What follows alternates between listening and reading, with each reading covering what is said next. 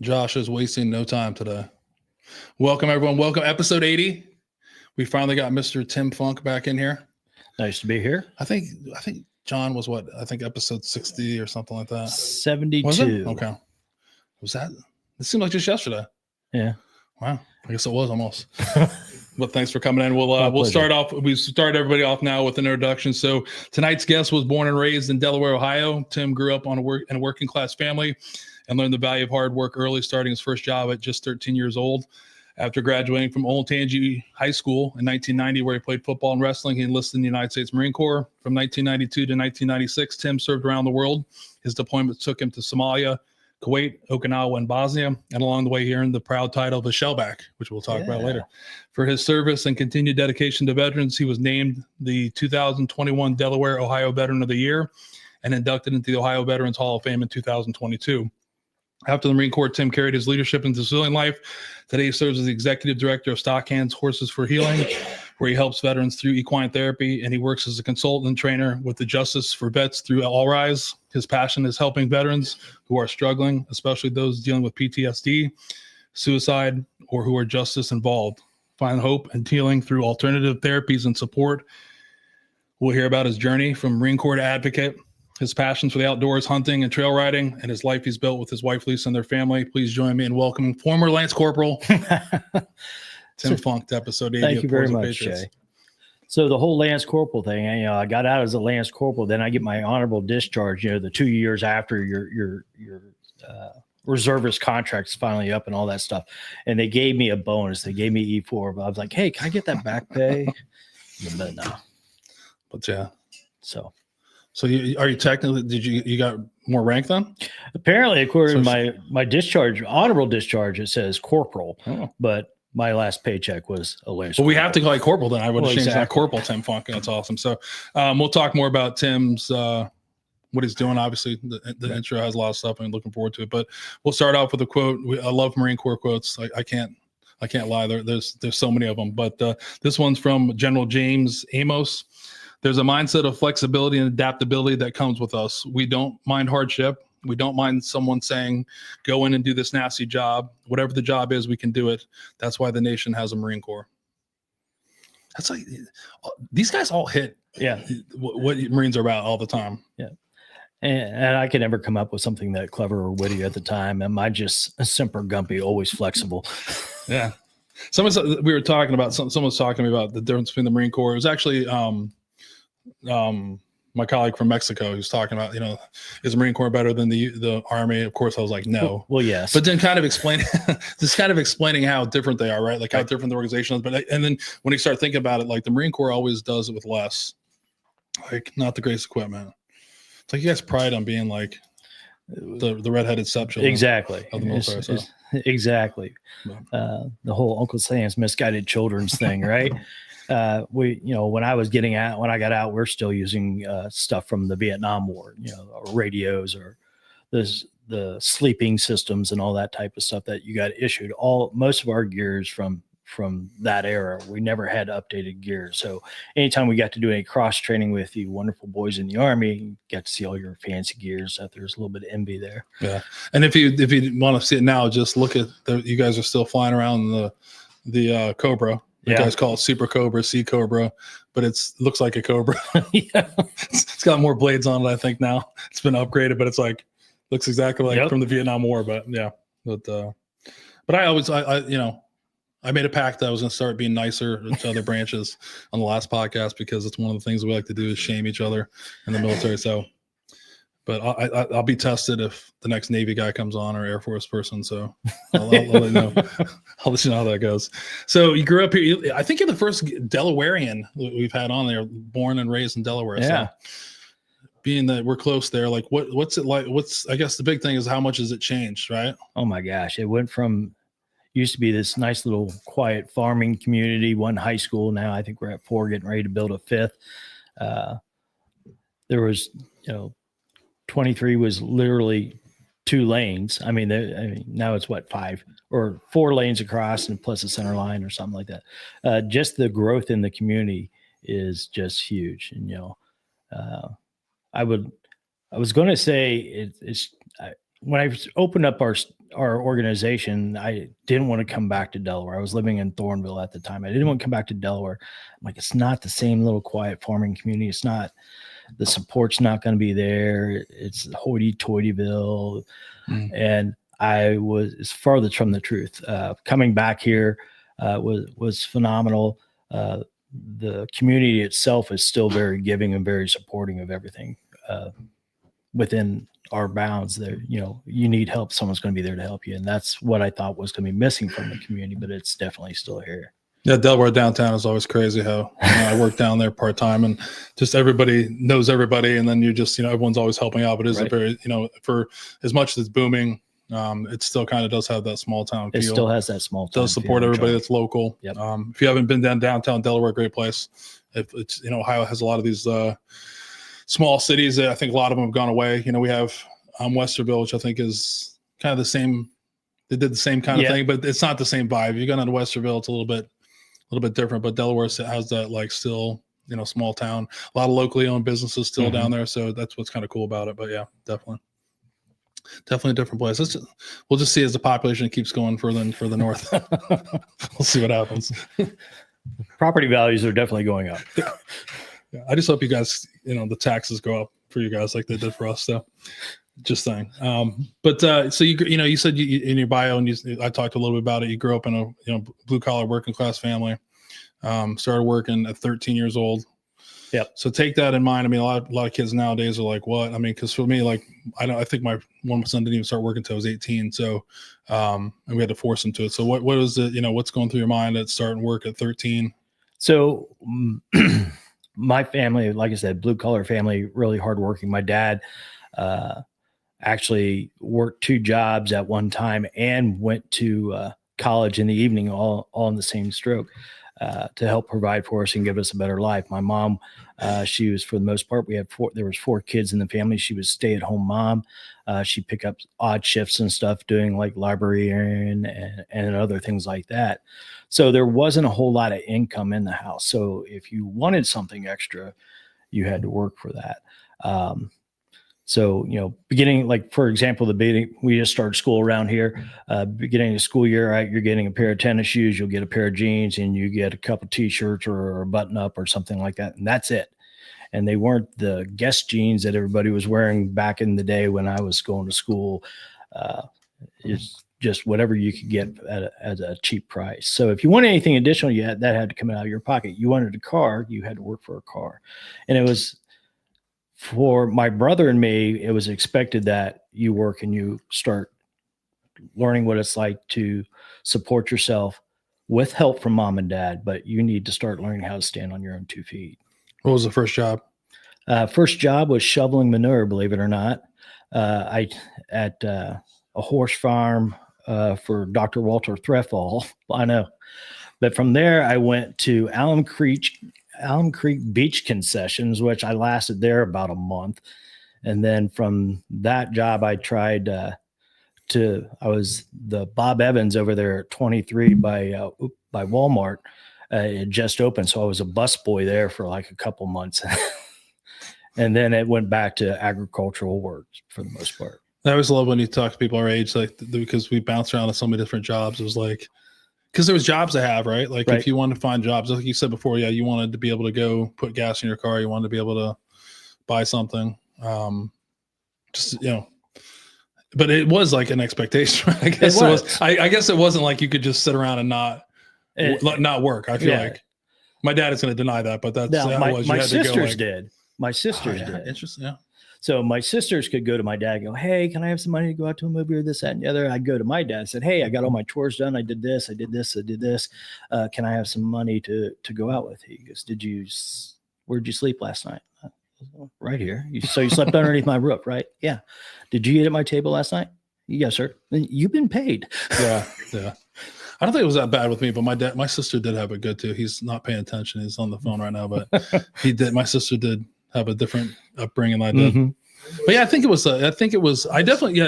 glad you brought that, because I felt like it wasn't I'd say 15 was probably more realistic. Like guys were working. Like if you were I don't think I knew people that, even if you played sports, right, you were working. Yeah. Like you were doing something in the summertime, or there was no sitting around No, There's no traveling, all these sports, all this kind of stuff. There was like, there wasn't travel baseball. There wasn't travel soccer. Soccer wasn't even a thing really when I was that age. So yeah, it was kind of an expectation, but like I said, there was all these jobs to be had too. I feel like now, like you see some of these jobs that went, I think they're still out there, but unfortunately, like a lot of kids aren't getting them because you see jobs like, paper routes and like I said, busting tables and like labor jobs, lifeguarding, all this kind of stuff. I just remember it being like teenagers, like when everybody lifeguarded, there's like one guy who's like 22 and we thought he was like 90. Yeah. Like, what is he doing lifeguarding at 22 years old? But yeah, it's just a different, what was the worst job you had then? I'd honestly have to say the bussing tables was the worst job. I think mainly it's because, the waitresses, they never shared their tips with you or anything, and you're expected to clean up their tables so they can get more tips. But that still happens today, by the way. I'm sure it does. Nothing has changed. I think my worst one was I got a job at a mall. I think my dad got me this job. It was gonna be like a shuttle driver for the employees. So they had to pick them up at the employee lot, take them to where they worked because they wanted all the customers to be close. And like, I quit the first day because it was like everybody wanted me to like drop them off in other places. I'm just trying to follow the rules. Everybody was fucking mean. And I was just like, yeah, I'm not doing this. And then a week later I had a different job. But it's like, you kind of expected to bounce around a little bit to like do different things. I mean, yeah, you need to find out what you're good at. And, my dad really pressed on us. All right, I don't care that you're going to quit a job, but before you quit that job, you better have that other job lined up. So yeah, I think there's some great jobs out there. I think more kids need to be doing that though. Yeah, I'd like to see that. The whole technology thing, I think, has kind of got us we don't go outside as much. We're not active as much. We're not doing physical labor jobs or anything like that. It's easy. I can do it on the computer. I won't have to go and do actual manual labor. So growing up, 4 kids, mom staying home, not a lot of money. What was growing up like other than working? I mean, anything from childhood, rough childhood? Like what was going on during that time? Nah, there wasn't a whole lot of trauma, so to speak, in the home that wasn't brought on by myself. I'll put it that way. I started drinking at a very young age because some of the jobs I had in, I worked with older teenagers and upperclassmen and stuff like that. So I kind of fell into that role where, all right, we're going to go out and drink beer on a Friday night and you're 15 years old, but hey, that's okay. But that's the other thing there with my parents really didn't check in on us. They weren't, you have to be home at such and such a time, such and such place. It was a totally different time back then. We didn't have the population in the area that we do now. The drugs and all that stuff wasn't that big of a thing. So any drinking at our house was more socializing and family and stuff like that. I, on the other hand, decided to go a different route and try more experimentation and drinking and stuff at a much younger age than some of my peers did at that age. Yeah. So thanks for sharing that. Yeah. I mean, it's, I don't think I messed with any of that stuff. I think I had a beer when I was like, I can't remember, I think 10 years old and got caught, and not 10 years old, 10th grade or whatever. Yeah, 10 years old. 10 years old? 10th grade, I got caught. But yeah, it was, I don't know. Was it just like, when you hear that story, it just wasn't going on for the people I was hanging around with. I mean, I definitely know that like it was happening, but I just wasn't who I hung out with. You know what I mean? But you definitely knew the crowds. Like I always call back, like our age was like, there was definitely a clique. Like people were not everybody was connected to everybody, right? Like there were definitely people that hung out, and you knew what, I guess for me pretty early, I knew what other people were doing. I mean, you just hear the stories, you see it, and I just, stayed away from it. And when, like when Joe, like I remember the first time somebody offered me marijuana, I totally bullshitted my way to doing that. Me and my friend totally, I don't know how we bullshitted, but we just, then after that, it was just like, just stay away from it. You know what I mean? But I mean, fast forward to college and it ramped up pretty quick. You know what I mean? was a few years later. But anybody in your family serve in the military? My dad was in the Army. He was a corpsman. He was supposed to be a hospital corpsman. He was stationed in Okinawa, but he actually flew med flights back and forth from Okinawa to Vietnam and things like that. So we're a very patriotic family. All my uncles were in one branch of service or another. I am actually the only Marine, which I think is outstanding. But a lot to make a joke about that. What's that? I didn't make a joke about that. Please feel free. I'm going to start thinking that you don't like me. Said I have to be good a little bit. I love you. You know that. I'm just trying to be more worried about not making fun of. It's rough. It's hard. It's hard. But so patriotic family. I mean, did your dad talk about that experience growing up? He really didn't.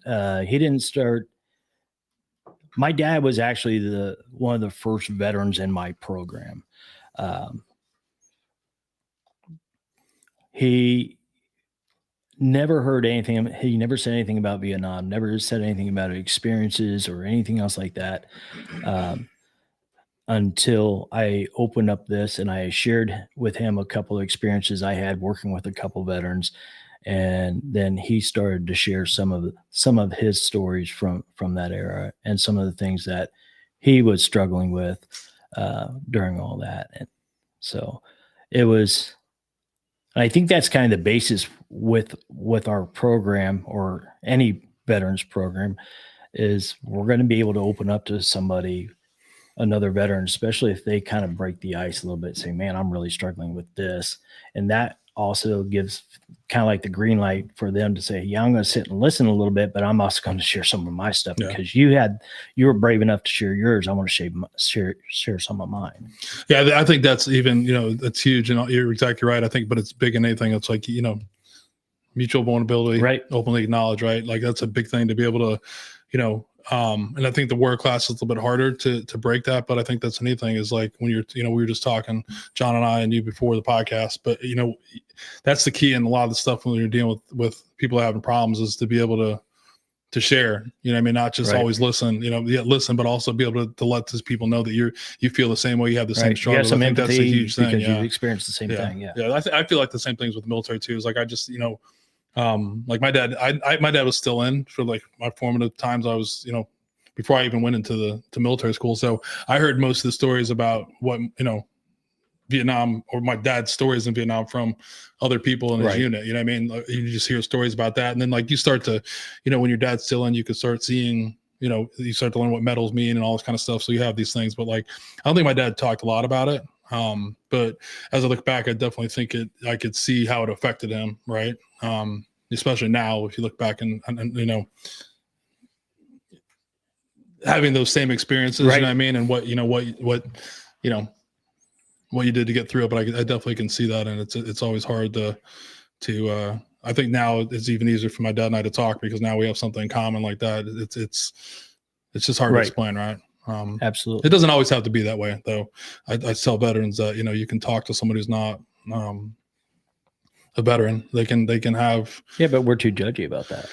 No, it's shit. So it's bullshit, right? That's the whole story, right? You're not cool enough to hear my trauma, right? You know what I mean, that's fucking bullshit because we're not helping each other out. You got to be able to it could be with anybody. It could be with your spouse. It could be, it could be with your friends. I mean, there's two guys that are down here in the basement that I feel I could talk to them about anything, right? And that's over time of just being able to know that they feel, the same way if they can come to me when they have a problem and vice versa. But that's the big warrior myth that you got to break, you know what I mean? And Saber warrior, we understand that, like and it's one of the big things to get people over that hurdle. And then before that, it's like, you can talk to anybody. That honesty and vulnerability can come from anybody. It doesn't have to be someone who's shared the same thing that you've shared. Not only, I mean, I started dealing a little bit better in the last few years, sharing some of my stuff with my wife. That's helped me out a lot.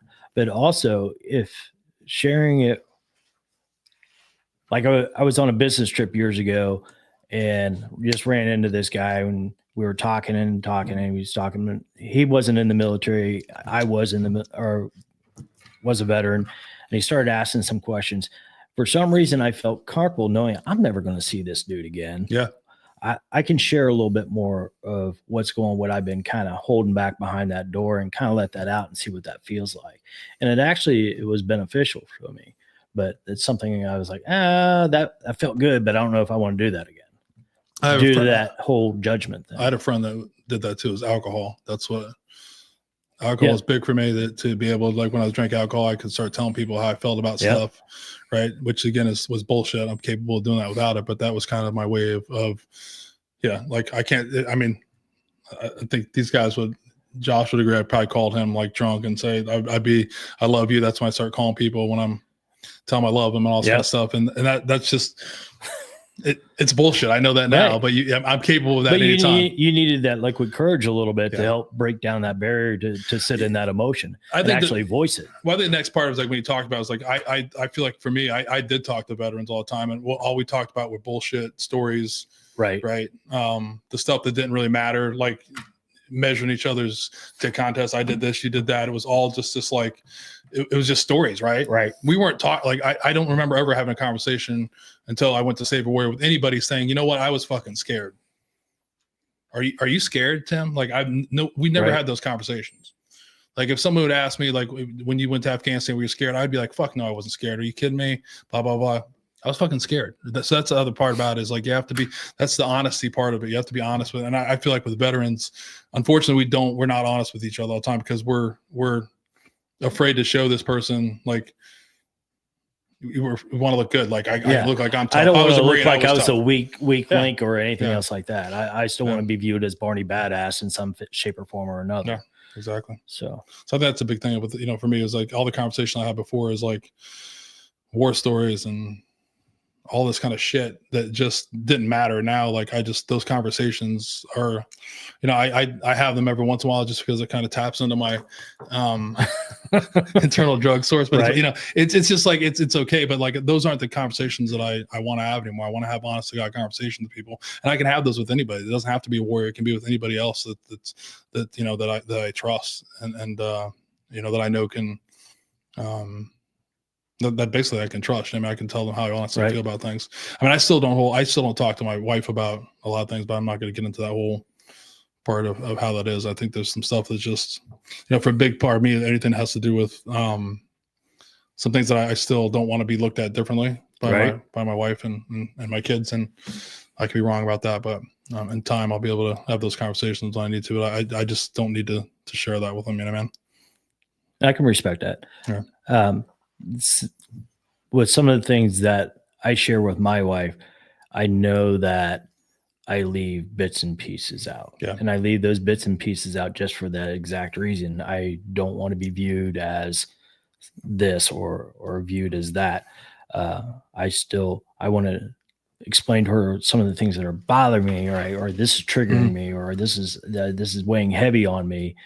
But I want to give her as much detail as I'm comfortable with without her changing her opinion or the way she sees me in that aspect. Yeah. For me, I know that the things that I don't have to talk about anymore, because now they're not like, the shame doesn't have me and the guilt and all that kind of stuff. So they just don't, it just doesn't need to be said right now for me, if that makes sense. And I mean, all those things, like all the avoiding of, conversations and I mean, that makes perfect sense. Some stuff that, it's definitely, I mean, I think a lot of it, and I don't have that as being wrong. I have safe men I can talk to about things, and I don't need to bring that up, Totally understand. But I mean, it's just different. I mean, I don't know. Now you had me thinking about that. Some of that stuff I have to ponder that later on. No, I got more confusion thoughts. So you said everybody in the Army. We'll go back to you. Everybody in the Army. Everyone was in the Army. You decided to join the Marine Corps. What made you head towards the Marine Corps? Well, actually, I was never going to enlist to begin with until I got a DUI, and I had an opportunity. A lovely judge in Delaware said, "Okay, we can't tell you that you can go in the military or go to jail, but if you make some good choices, we can possibly rearrange some things. So if you sign up with the military, we can probably lessen this or lessen that." And I'm like, all right, that's what I'm going to do. So, and I picked the Marine Corps, same reason how I picked my my football team, the Cleveland Browns, and don't hate on me for that. Everybody in my family was a Bengals fan. So me being the black sheep that I had to pick the Browns. Kind of the same thing with the Marine Corps, but I also had it in my mindset that the Marine Corps was the toughest out there, the hardest thing with the Marine Corps, hardest to get into, far as physical standards and things like that. And I got the Coke and a smile from a recruiter, and he really was talking. He's like, yeah, it's going to be the hardest thing you ever do, but it'll be the only thing you ever do. I'm like, all right, I want to try that. And when I got off the bus there at Paris Island, I was like, what the fuck did I just do? I actually had my escape plan from Paris Island, believe it or not. I don't think you would have made it off. I wouldn't. I think everybody does. You would have? I don't think so. So how old were you when you got the DUI? I would just turn 20. No, I was 20 years old, and I got the DUI in December, and I went into the Marine Corps in May. So, and I had my 21st birthday on the rifle range at Paris Island. So spent a day on my face doing push-ups, but I spent most of the days on my face anyway. So yeah. So what was the parents' thoughts of you, the trouble you got in, and then, going to the Marine Corps? What was? So my parents had always told me, don't ever call me from jail. And I was like, got to call somebody, because none of my friends would answer because they're still out drinking and this, that, and the other. So I called, and my dad answered the phone. It was like 12:30 at night, and he answered the phone. I said, hey, I need to talk to you. I've just been arrested. Click. So once I got through all that, told him, all right, you're right. I need to make some changes. I've went ahead and I've enlisted in the Marine Corps, and he was happy about it, but he was a little worried about it at the same time. Just getting out of Desert Storm, wondering what all's left coming up. He was seeing, we thought everything was calming down. There wouldn't be anything good. He knew that I needed some discipline, some structure, and some guidance. And he thought that for sure the Marine Corps would do that for me. So what MOS? I was 0311 infantry. Nice. That's what I figured. Yeah. I had to go in open contract with that deal. So I was like, I just don't want to be a cook. I just don't want to be a cook. I'll take anything else. Just, I don't want to be a cook. So what you said, as soon as you got to Paris Island, you thought you fucked up, huh? Yeah. I thought I made a huge mistake in being there. I love hearing the honesty about that, because we haven't got people on there like, oh, it was no big deal. I'm kind of like, man, I can watch the video of them. It was fucking terrifying. Yeah, it's like, I still watch people and I'm like, again, I think that's a story where you're like, I mean, I get it, but there's still a part of you that's like, what the hell did I get myself into? It's when the attention's not on you, it's funny as hell. Yeah. But when the attention's on you, it's terrible. And with the last name of Funk, I went through boot camp as a recruit. Fuck, get over here. That was very entertaining. And I also was squad leader for a whole day, and I got fired from that rather quickly after getting the crap beat out of me, where I learned the difference between light green and dark green. I was squad leader. We were tasked with cleaning the head. It was a Sunday. We just got back from church. Everyone's kind of pumped up because church is the only place no one can touch you or mess with you. And we were tasked with cleaning the head. So I had a bunch of guys in there, and I made a racial slur coming out of the head, and my senior heard it. And he just came over and just pummeled the shit out of me. And so I spent the rest of the day on the quarterdeck doing sit-ups, push-ups, you name it. And where he lectured me the difference between light green and dark green. There's only one color. There's just different shades of it. And I thought that was pretty impressive. And that stuck with me all the way through my Marine Corps career and in life. And that's one thing I really wish we would do as a country, is make it a mandatory enlistment, 2 years, something. Get our, I'm from this little farming community. I haven't been out. My first airplane ride was to Paris Island, or to North Carolina, to go to Paris Island. So I was stuck in this little bubble. No real social experience with other people, other cultures, other religions, or anything like that. So if we could do that, I learned so much. And, a lot of the things that I was told as growing up, I'm like, that's a bunch of shit. Yeah. And be able to actually learn about other people and see the differences and see how all of us are alike. When we got there was all kinds of different colors, religions, and creeds, but every single one of us was scared shitless. I guarantee it. Yeah. And same thing the first time you step into combat. Yeah. Same thing. Yeah. I mean, I was fortunate to grow up on a military base. So like, I think you're thrust into that, like different, right. Like everybody was different. Like our next door neighbor wife was Filipino. Like, so you're like, there's just not like, it's just a different, like, everyone's different. So yeah, being exposed to it is huge. I thought you were just talking about for 2 years, so somebody gets the shit kicked out of them.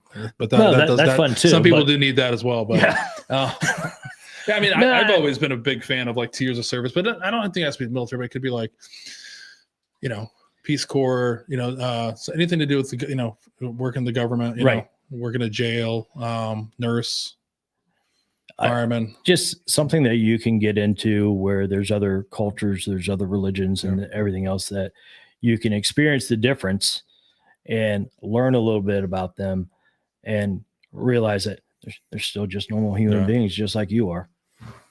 Yeah, exactly. So head to Paris Island was the hardest thing about, other than your name. What was the toughest part of boot camp for you? Drill, close order drill, rifle drill. I am the most uncoordinated son of a gun out there. And it was like Gomer Pyle in Full Metal Jacket. I'm all over the place. And my heavy,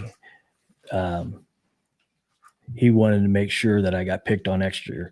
So when the heavy drill instructor was working with us, I was on the 4 squad clear at the end where he couldn't see me. When Daddy came out, our senior drill instructor came out to drill us, he would move me to the 1st squad, dead center, and just watch the senior go ballistic in my uncoordinated rifle drill. So I always love hearing it. I was a glutton for punishment. I always find it interesting. They can always find something to pick on people and put the spotlight on you when you need to be. It doesn't matter who you were. I always felt like you could, if they want to pick on you, they find it. And, I can't say that I didn't do that either when I was cadre in school. You just find someone to pick on and just hope it's not you. Yeah, that's the whole thing. Hopefully they forget about me. And it's just somebody else. It's not, when you're 6'4", it's hard to hide too, right? Like you're just you can't hide. It's a whole different thing. People see you, so just see a lot of times it's like, Jesus, just don't let it be me this time. But it is funny, like as you're going through it, it seems like the most stressful things, but when it happened to someone else, it's hysterical. Like it's such a relief, and then you don't really care either. You're like you're laughing at them too, or getting mad at them, and you're just like, it's an interesting concept because we were talking about this I think a couple of podcasts ago. It like beats it into you, like you just you kind of eat your own. You know what I mean? Right. If it's not you, it's somebody else, and then you just don't want it to be you. You know what I mean? And when it's you realize how lonely it is, and like, oh my gosh, like. It's just a vicious thing to do. I mean, I always like the people that can just stay low, just stay out of trouble. There's those guys that just like status quo. You never hear from them. That was not me, unfortunately. Well, hell no, you're big as a I probably brought that upon myself too. I with no doubt. So you leave Paris Island, you go to where's your infantry training at then? We go from Paris Island, you go to MCT, Marine Corps Combat Training there at Camp Geiger. From there, you go to SOI, School of Infantry, because every Marine's a rifleman, no matter what your MOS is at that time, everybody went through Marine Corps combat training, whether you're, a cook, the baker, the candlestick maker, whatever it is, everybody went there. I thought you were going to say crown maker. See the joke there? And that's the other thing. You could have worked that one out a lot better, like a crown maker. I could have. I'm very disappointed in myself now. But so I went 35 minutes without making a joke. That's impressive. I expected a little bit better joke, but that's okay. But from there, you generally get to go pick up to the fleet, and they'll say, all right, you're going this one, you're going to go East Coast, you're going to go West Coast, you're going to be here, this, that, and the other. So that's basically where they divvy it up. And then once you get to the fleet, that's always a fun time, as well as being the boot, so to speak, as you show up there and let the hazing begin and all that. And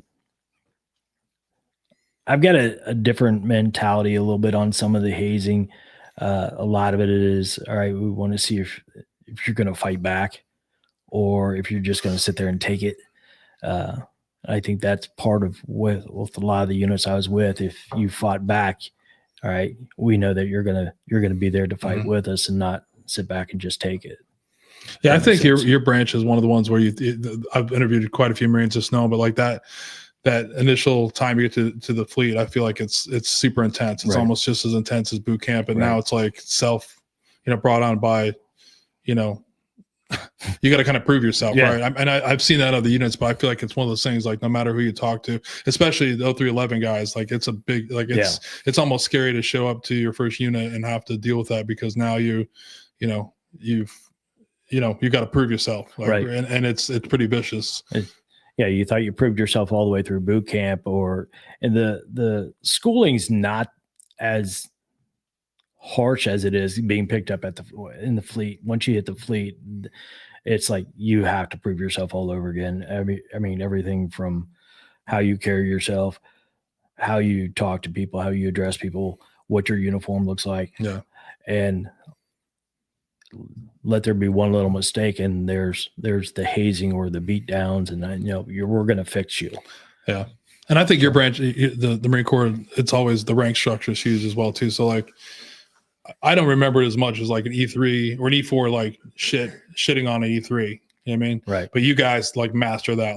Like, if you're one rank above them, like you guys are like full blown on each other, which is, I kind of respect that game a little bit, but it's like a little much. You know what I mean? Like, you know what I mean? Like when you're an E4 in the Army, I don't think you're like, I mean, you're not really hazing E3s. You know what I mean? It's like, you're kind of in it together. You know what I mean? You guys are like, as soon as you level up one, you're like, I was drinking beer with you yesterday and fucking around, but now today I'm going to get in your face. Get on your face. You fucking piece of shit. No. It's you guys have mastered that. I don't think that's changed either. I feel like it's very like it's tradition. You got to do it.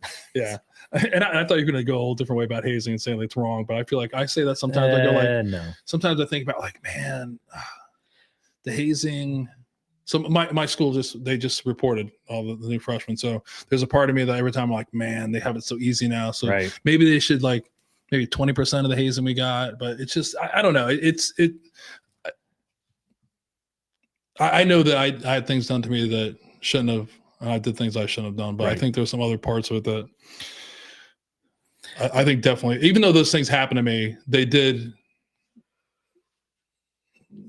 stick with me. They did help me in a way that like something I learned not to do, or, a lot of stuff too. Like, and honestly, the stuff that was happening in those situations, like it was brought on by myself. Right. You brought it, you bring it on yourself. So it's just a weird dynamic. So the politically correct thing is to say that I don't believe in hazing, but, little hazing never hurt. No, it's just it's gotten taken out of context, I think. And there are some cases that goes a little too far. Yeah. A lot too far also, but they also, like, when you get promoted, you get your chevrons. It used to be part of the tradition is that you get those tacked on, your first shirt or your first sergeant and your commanding or company platoon commander or battalion commander would go ahead and pin your new chevrons on. They kind of tap them in on you. And then everybody of that, after formation, everybody of that rank or higher would line up, and you'd basically walk down and they'd tack it on your arm. That's hazing, but it's also kind of a tradition that I wanted to have that experience as well.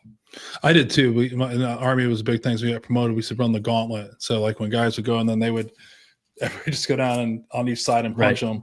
But then you started to realize that some dude was waiting like fifth in line because he didn't like you, and then you're watching, and some guy just like hauls off, and and then you're like, oh. So it's what happens when you take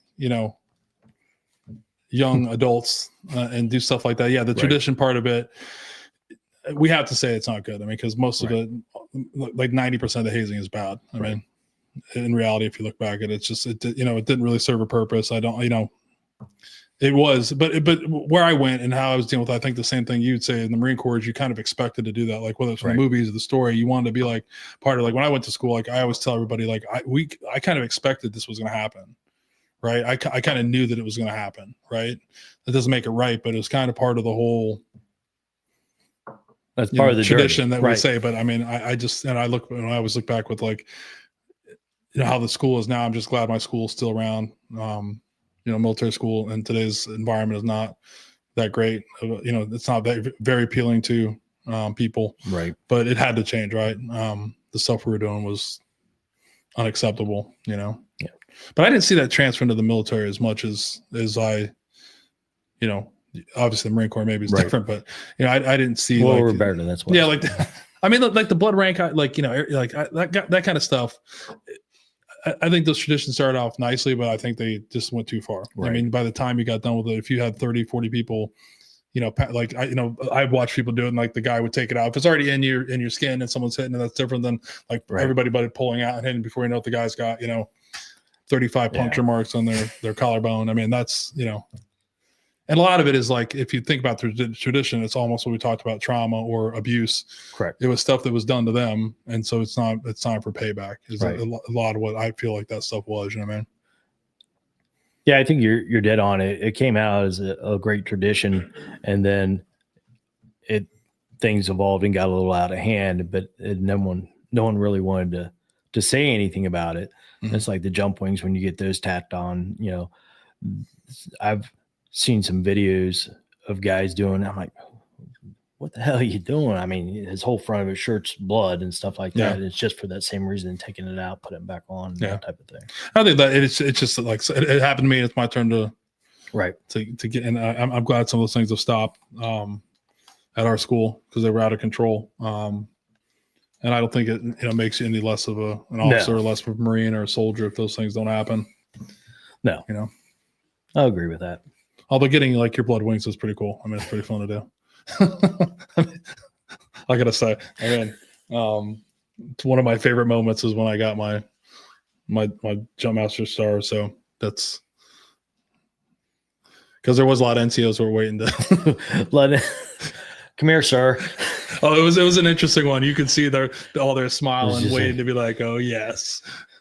And it was a lot of like, we're gonna take that back out, and you're like, oh God, But don't flinch, just keep going. Well, it was different there because it was like for that situation, it was like nobody could do that unless you were already a senior jump master or master parachutist. So it wasn't like there in your company of 100 people, there wasn't, there's maybe 6 or 7 of them. So it's like it's definitely a different class of guys, but yeah, they're waiting to like, and it's 100% because it was done to them. You know what I mean? And like, I couldn't wait to do it to the next senior parachutist. You're like, I'm going to get even, but yeah, I'm glad that stuff has changed, but I still think there's, you still have to prove yourself when you get to the end. I'd rather be proven by like your competency in your job and whether you're a good Marine or a good soldier rather than the other stupid shit, that was going on, definitely, which is probably still going on. So sure. Most definitely. But so first assignment was where? 1st Battalion, 8th Marines was my first assignment. And at that time, we're getting ready for a MEU. My first day there, I was handed a boat order. So this is what we're doing. And we were the Zodiac boat platoon at that time. And our company, we had boats. My company was boats, another company was Amtrax, and another company was Hilo. So They tried to spread out the training and get you to all 3 of those as much as you can, but our primary thing was boats and being raiders and that type of thing. So MEU, Marine Expeditionary Unit. Mm-hmm. So talk a little bit about what that means. So a MEU, we put you on like a 6-month deployment. You go out at sea for 6 months and you have ports of call and you're supposed to do different trainings, but you're also there as first line of defense, something pops off or something's going here, or they want to go do something over here. They're going to ship you over there and do that sort of thing. Within a MU, you have your air wings there. You have, your infantry, comm guys, everything's all within like 4 or 5 ships, and you're floating around the Atlantic. First time crossing the pond's always fun. So your first assignment, you deployed pretty quick then, right, to Somalia? Yeah. So what 92? 92. So what was the So we sat off the deployment there? We sat off the coast there for a couple weeks, and we canceled all wet water ops. No practicing boat patrols or anything else like that. You're not doing any of that. They would actually flood the well deck, and we'd see sharks flying around in there.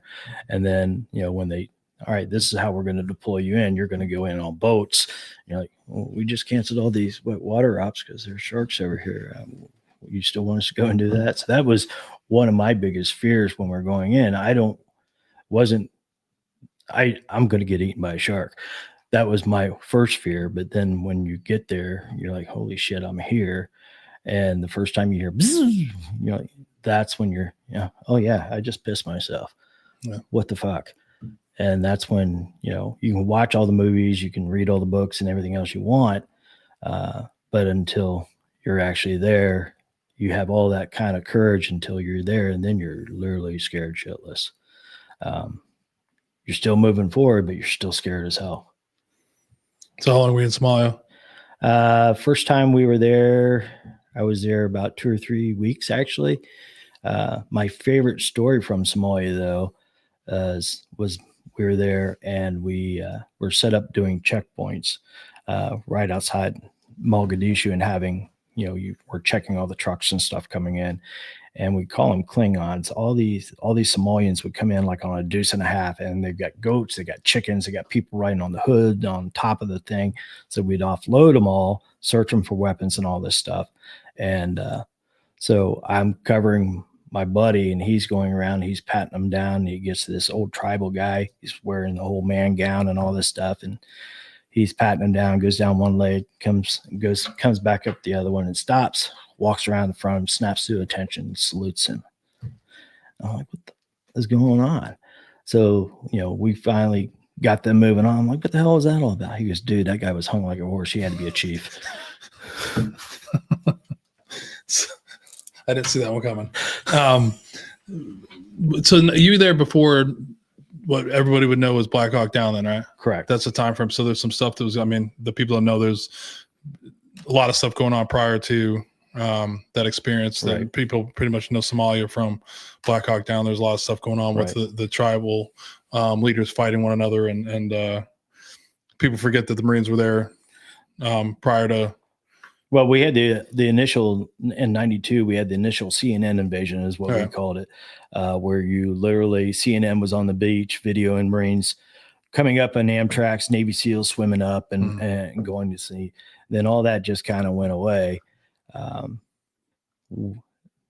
Then the Army started coming in 93, 94, somewhere around in there, and that's right about the Black Hawk Down thing, and that's what everyone remembers about Somalia. Yeah. And us as a nation pulling out all together around 96, 97, and the country's no better from us being there. It's actually worse than it was when it started. So that has I have some feelings about that. Yeah. So I probably feel the same way about Afghanistan. Exactly. The same type of situation. You kind of wondered what good came of it. But yeah, I forgot about that. I forgot about those videos of, the MU coming aboard, coming ashore and all that kind of stuff. And then, it is, obviously it was a pretty pivotal event, Black Hawk Down and Task Force Ranger and all that kind of stuff. But yeah, there was a lot of stuff that was going on prior to that. I'm wondering who really, the guy who planned that Black Hawk Down mission. It's always bothered me. All right, we're gonna fly in Black Hawks. We're gonna fast rope in, and then we're gonna extract with trucks. Yeah. What the? To me, that didn't make any sense. When I was looking back at it, I feel like it's one of those, when you look at what happened is like, I don't think we'd had our they got punched in the face like that in a long time, especially those units that went in. I think a lot of them had felt like they had this figured out. There's a lot of stuff when, at least for when I came on active duty a little bit after that. So like TPPs were huge. Like, people started wondering, like, why are we taking night vision on a day, on a day trip? Why are we taking all this kind of stuff? A lot of things happen. I think we just unfortunately got caught, got with their pants. Yeah. Down. I mean, a little bit of arrogance, a little bit of just some bad things happen at the right time. The enemy has a vote, and they voted, and it didn't work out well. But I think a lot of great things came out of that. I think that launched, for me early in my career, like the things you remember to do, like it'd be crazy, just it just became regular. Like what I mean, if you thought about, if you talked to those guys were there, if they would have had night vision goggles and all this other kind of stuff and extra ammo, it would have been a total different type of situation. But they didn't. They're like, yeah, we don't need that. We don't need this. We don't need that. And that changed because guess what? Yeah, people died, and people. Yeah, exactly. Yeah, so it's an interesting time. But I think it's always interesting about that is that's what people remember. Small. They don't remember you guys coming ashore and all the stuff that was going on prior to that, and what happened after that as well. So after that, you leave and went to your second time back to Somalia with the 22nd MEU. What was that like going back? It was all right. I knew, seeing we have a present there, I still had some fear about it, but I wasn't as fearful. For one, I've had that experience now, so I have a little bit of confidence, whether it was misguided confidence or not. I had that confidence, and this is good. I got this. But the experiences were very similar. But I felt that I was better prepared to handle them, both more mentally and emotionally. I did a better job of knowing where to compartmentalize and push that stuff down. All right, mission comes first. I still need to. I can deal with this much later. I'm just going to keep pushing forward with this stuff. Yeah, man, compartmentalize is a good word. I think you just kind of big word for Marine. You push it aside and just pretend like you're not scared, but you still are. I think everybody's always scared. So, what was the worst part about that? What was, you look back and what was the hardest part about that deployment?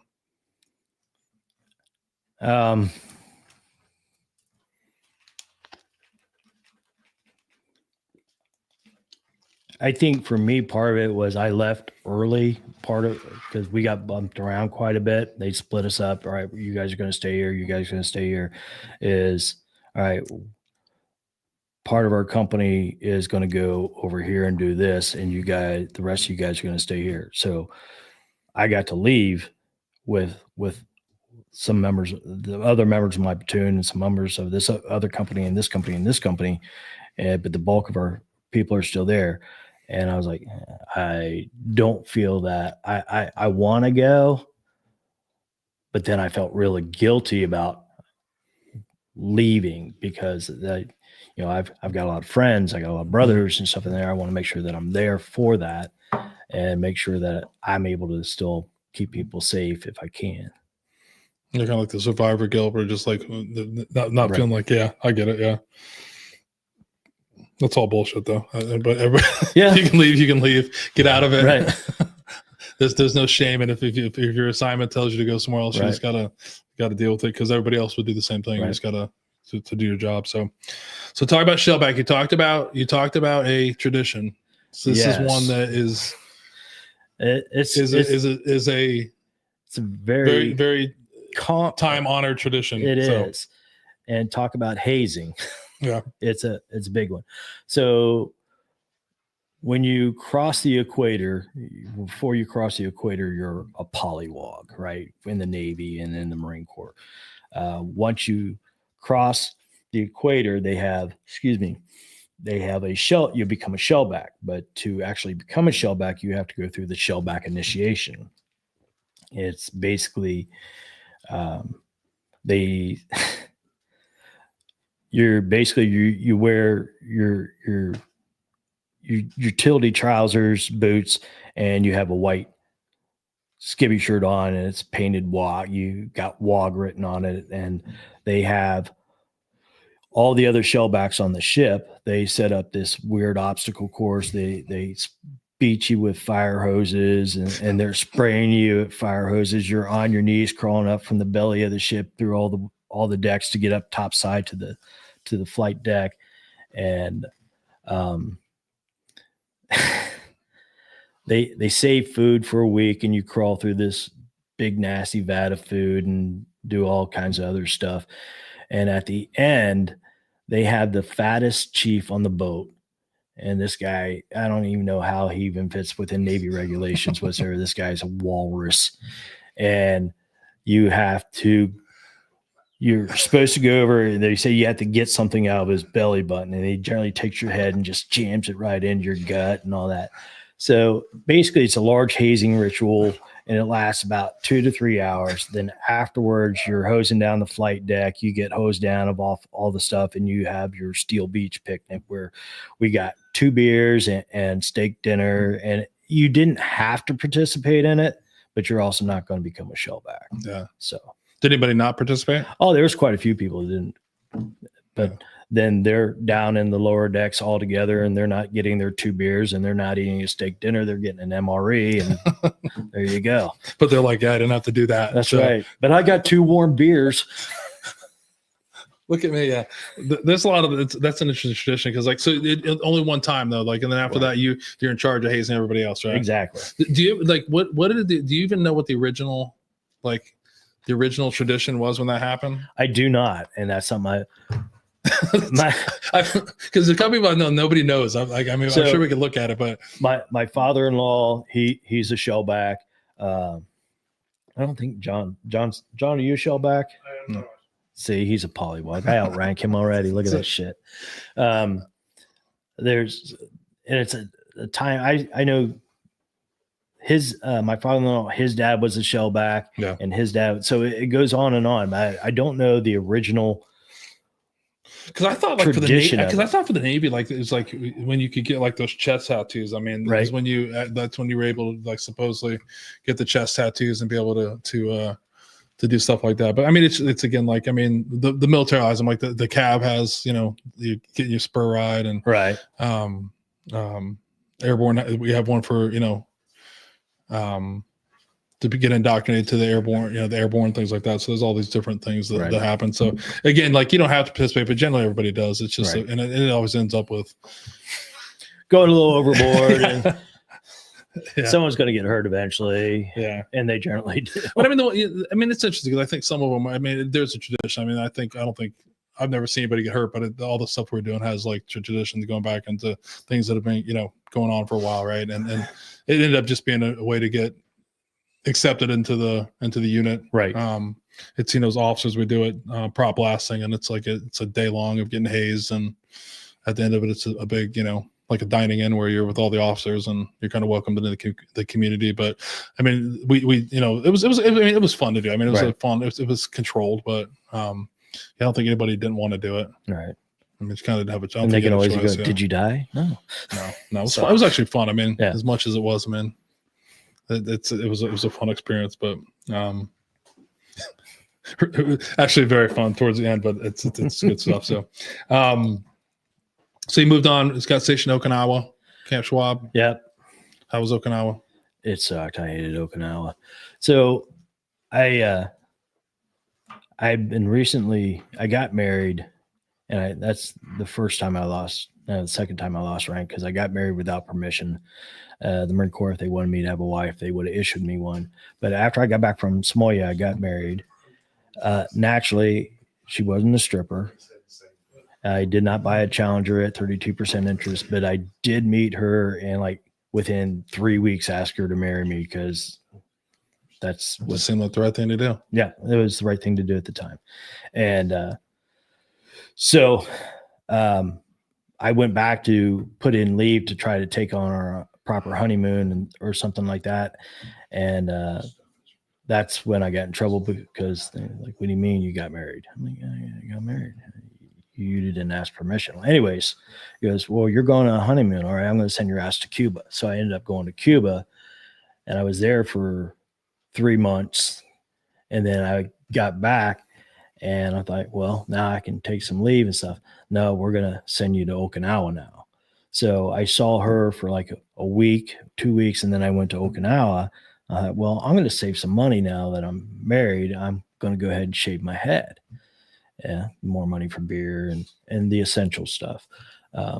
But that's when my grandfather passed away, and she got a Red Cross message saying, hey, yeah. So I actually got to go home for 2 weeks for our very first Christmas together because my grandfather passed away. But Okinawa was interesting. It was hot, beautiful place.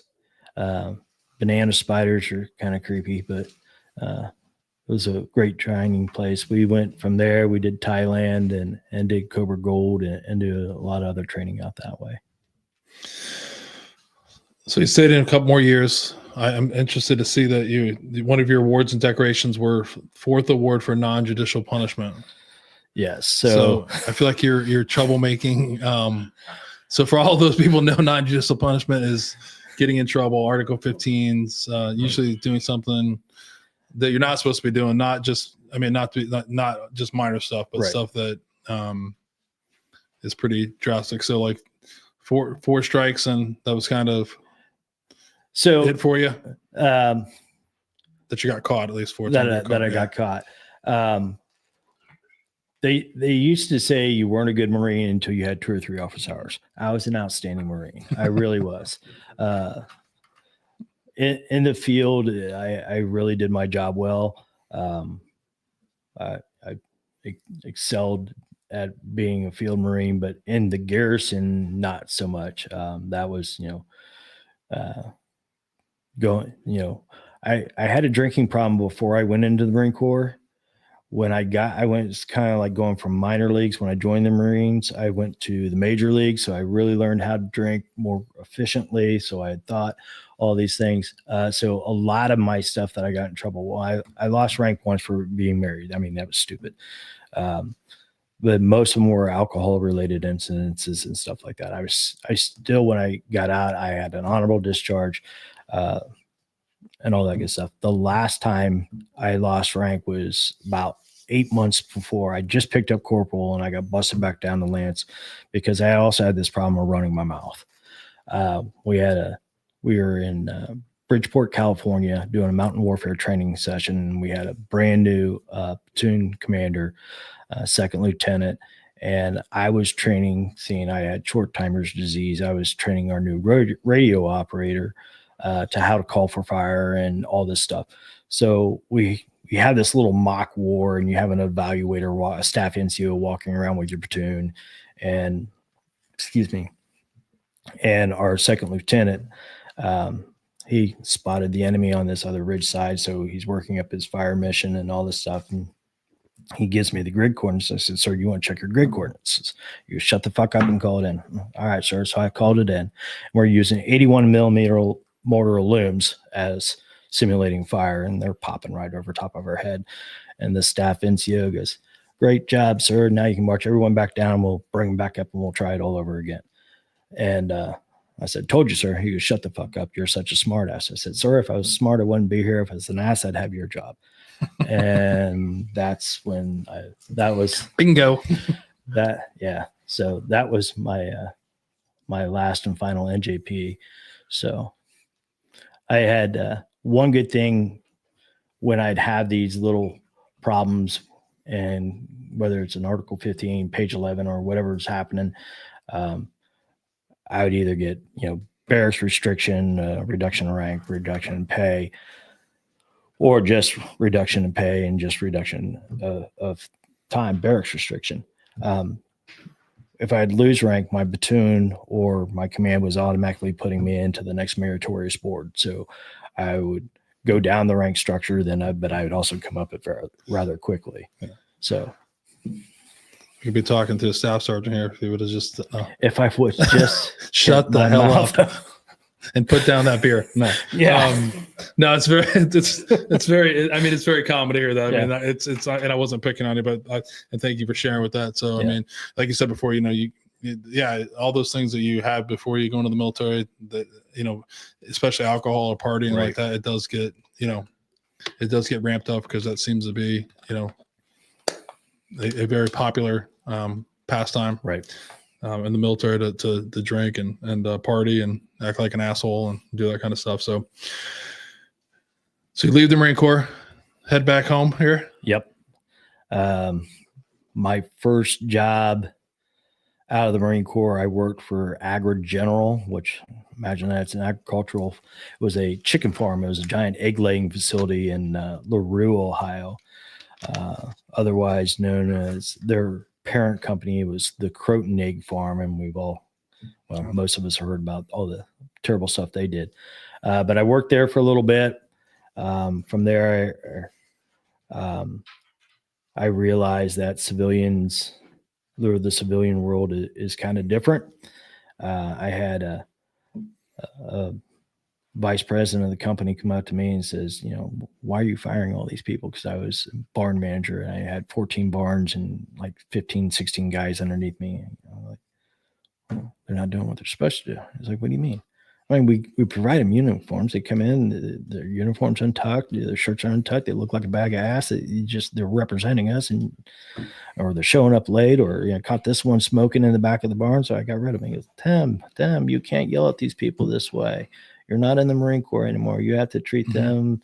You can't treat them like that. So that was kind of like, that was a little humbling. All right. I didn't realize that the way I was presenting myself was out of normal, or what normal civilians thought is threatening or whatever. So that was kind of, this is, I've talked to everybody for 4 years. What are you talking about?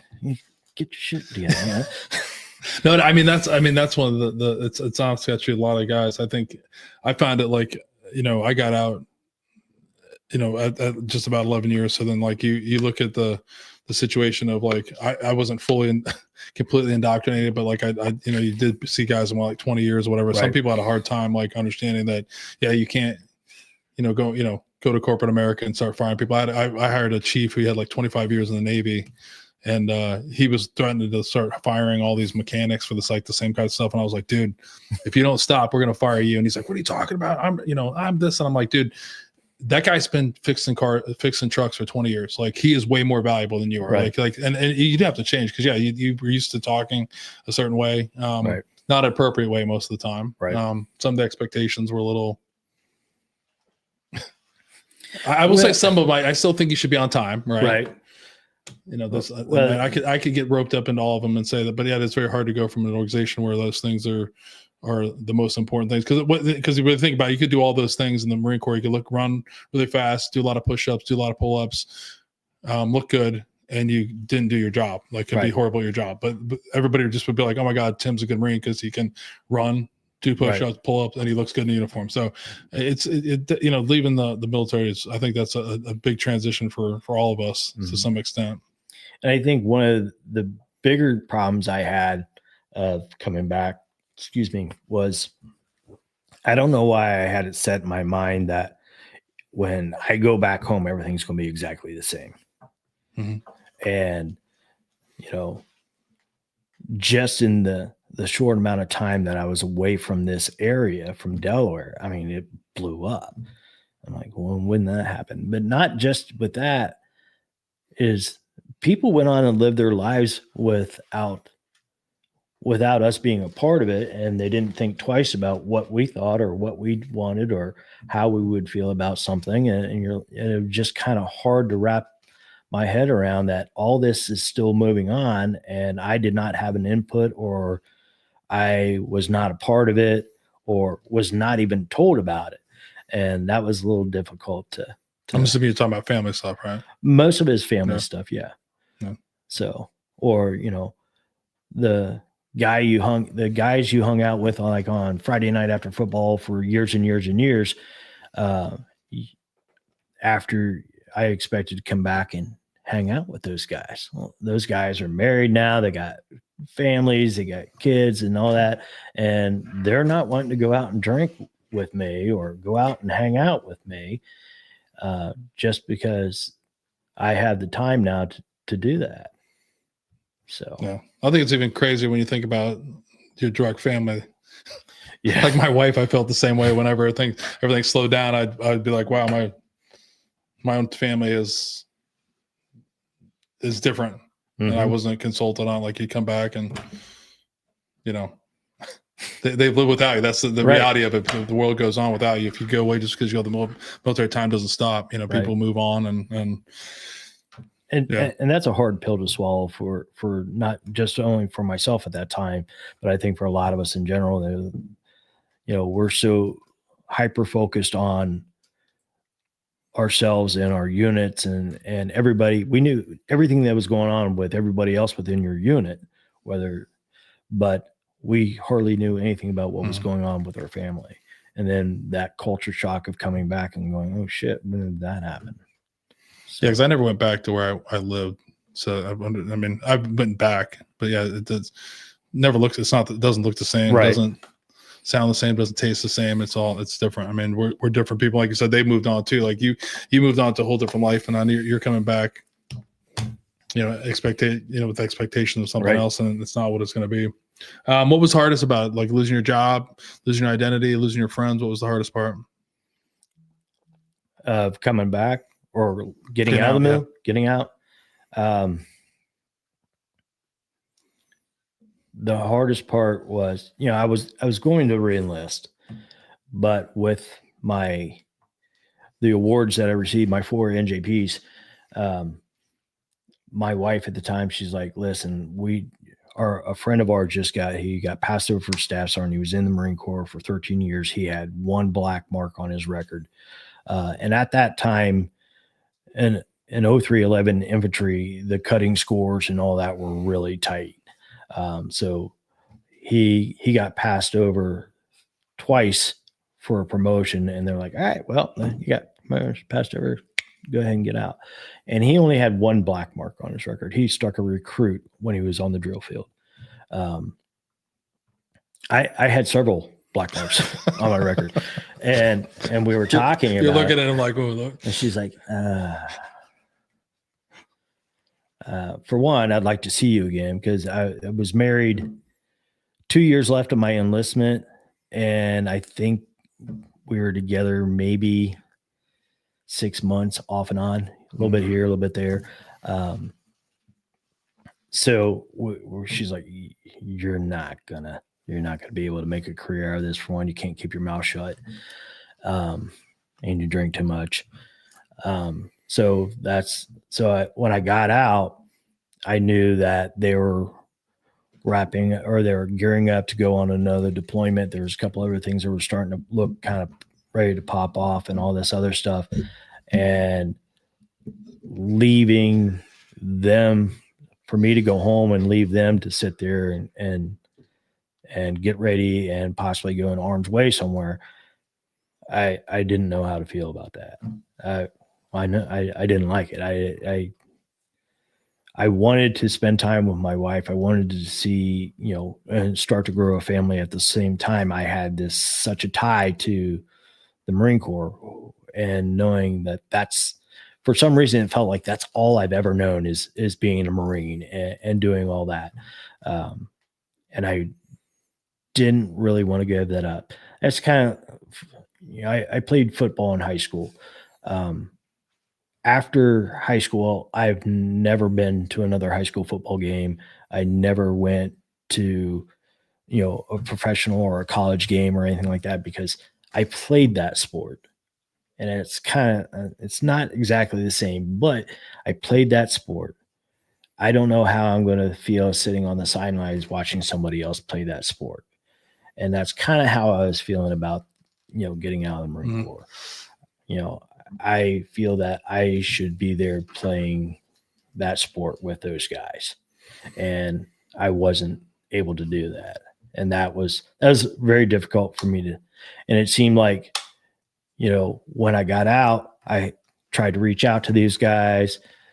They're either gearing up to go out on a deployment or they're deployed. I'm not getting the communication that I felt that, hey, I guess they're moving on without me now. Back home's already moved on. Now these guys are moving on without me. Now I'm just going to sit here by myself. Yeah. Type thing.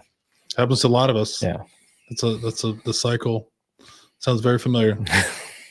Very familiar.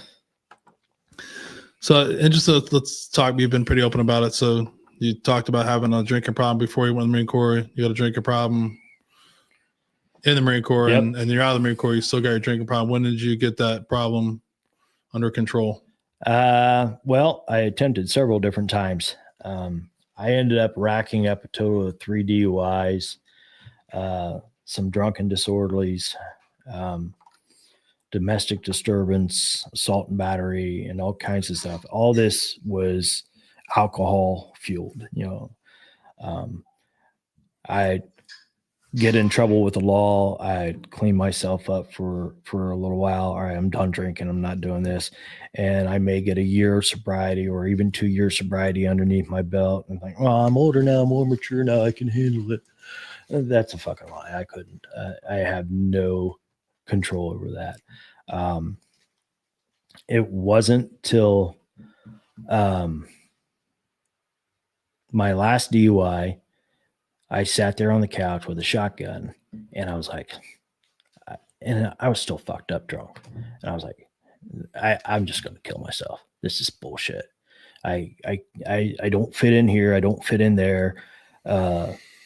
And all I want to do is drink so I don't have to think about anything. I want to be able to go to sleep. I want to, and not dream. I don't want to think about, friends that I've lost. I don't want to think about things that I've let people down on. I'm just going to I'm self-medicating with alcohol just so I can stop existing. And I was like, all right, I need to make some changes in my life. And I tried to figure out how to do that. I started to make those changes. I tried to, all right, when was I the most comfortable in my own skin? And I really couldn't place it. So I really had to start thinking and trying to figure this out. And it was when I was a younger person, much younger, still in high school, and I was working with horses and doing stuff like that. I thought, that's what I'm going to do. That's going to help me be sober and get through all this. And at that time, I was getting a divorce. I had lost my family.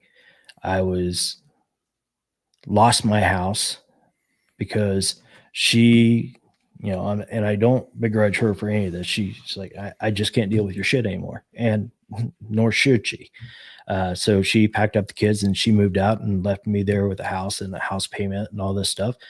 I don't have a job. So I ended up losing the house and all that stuff because of the DUIs. So I was homeless for the most part. I couch hopped for a little bit and slept in my truck for a little while. And then a friend of mine allowed me to stay in their travel trailer that I parked next to another friend's barn. And that's where I lived until I started to figure out how to pull my head out of my ass.